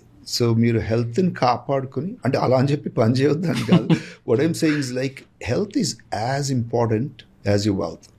అది ఎలా ఉంటుంది అంటే మన చేతిలో ఉంటుంది చాలా వరకు. దాని వల్ల అయింది, ఇది ఎక్స్క్యూజెస్ చాలా ఉంటాయి మనకి. ఐఎమ్ టైర్డ్, నా work busy, I can work. No, we all have time. Half an hour time ఉండదా? టైం అంత మన చేతిలో ఉంటుంది. అది కనుక ముందు నుంచి టేక్ కేర్ చేసుకుంటే, అంటే అలా కాదు, ముందు ఏంటంటే ఇప్పుడు ఇదివరకు ఇలా కాదండి. ఇప్పుడు ఏంటంటే ఒక పర్సనలైజ్డ్ మెడిసిన్ అనుకోండి. అంటే ఏంటంటే ముందు మీ బాడీ గురించి మీరు తెలుసుకోండి. నా వీక్ పాయింట్స్ ఏంటి, నా స్ట్రాంగ్ పాయింట్స్ ఏంటి, నా గోల్ ఏంటి. ఇప్పుడు ఏంటంటే మనకు ఉన్న ఈ మెథడ్స్ వీ కెన్ అన్ని మెజర్ చేయవచ్చు, ఆ టార్గెట్స్ ఉండవచ్చు. ఆ లైఫ్ స్టైల్లో పడ్డారనుకోండి, ఇంకా ఒక్కసారి ఒక డిసిప్లిన్ లైఫ్ స్టైల్ ఉంటే మళ్ళీ వెనక్కి వెళ్ళం మనం. ఇప్పుడు ఒక మంచి ఫుడ్ తిని 1 month తర్వాత మళ్ళీ చెత్త తినమంటే మనమే తినం, ఎందుకంటే మీ బాడీ చెప్తుంది. సో అది మనం తర్వాత చూద్దాం, 40 ఏజ్ వచ్చిన తర్వాత అంటే కుదరదు. You can still enjoy all those, తాగటం, తింటూ అన్నీ అందరం చేస్తాం. బట్ కాకపోతే ఇలాంటి హెల్తీ హ్యాబిట్స్ ప్రోయాక్టివ్, ముందే కనుక్కోవటం మన బాడీలో ఏమేమి వీక్నెసెస్ ఉన్నాయి, ఏం కావాలి, అట్లా ఇది బ్లడ్ వర్క్ చేయవచ్చు, బాడీ ఫ్యాట్ మెజర్మెంట్ చేయవచ్చు, ఆర్గన్ స్ట్రెంగ్త్ చేయవచ్చు. ఇప్పుడు అంటే అదే ఏజింగ్ మార్కర్స్ చేయవచ్చు, జాయింట్స్ టెస్ట్ చేయవచ్చు, ligamentous laxity. There so many things. ఒకసారి డాక్టర్ని చూసి అంటే ఫంక్షనల్ ప్రోయాక్టివ్ డాక్టర్స్ చూసి ఓకే ఇది మీకు కొంచెం లిగ్మెంట్ వీక్ ఉందండి, ఇది కొంచెం మూవ్ అవుతుందంటే మీరు ఏం చేస్తారు, ఈ కొంచెం ఫోకస్ ఆ ఎక్సర్సైజ్ మొదలు పెడతారు. లేదంటే మీకు కొలెస్ట్రాల్ ఎక్కువ ఉందంటే మీరు డైట్ మారుస్తారు. సో ఇవన్నీ ముందే చేసుకుంటే, అది నేను అన్నాను కదా, ఇప్పుడు స్టేజ్ 1లో ఉన్నప్పుడు చేసుకుంటే స్టేజ్ 4లో ఉండవు ఇంకా మనకి. ఇప్పుడు నెక్స్ట్ జనరేషన్ ఉందనుకోండి, వాళ్ళు వచ్చి నాకు నీ రిప్లేస్మెంట్ అని రారు, ముందే వస్తారు. ఎందుకంటే ఇప్పుడు వాళ్ళకి తెలుసు there is something there. So అట్లా ఈవెన్ మనం కూడా ఆ ప్రోయాక్టివ్ మెజర్స్ తీసుకుంటే ఆ లైఫ్ స్టైల్ కంప్లీట్గా ఇంప్రూవ్ అవుతుంది అన్నమాట. Thank you very much for your time sir. Absolutely అండి, it was fun actually. I felt like అందరం కబుర్లు చెప్పుకున్నట్టు నాకు అంతే. That's what we actually focus on. You did fantastic. అంటే నేనేదో మాట్లాడేస్తాను, I don't know what I did, but it was very easy, చాలా ఈజీగా ఉంది. I wish you all the best. Thank you. బెస్టే కాదు, you reached, but I want you to be somewhere that no one can catch. Definitely. Thank you very much. Thank you.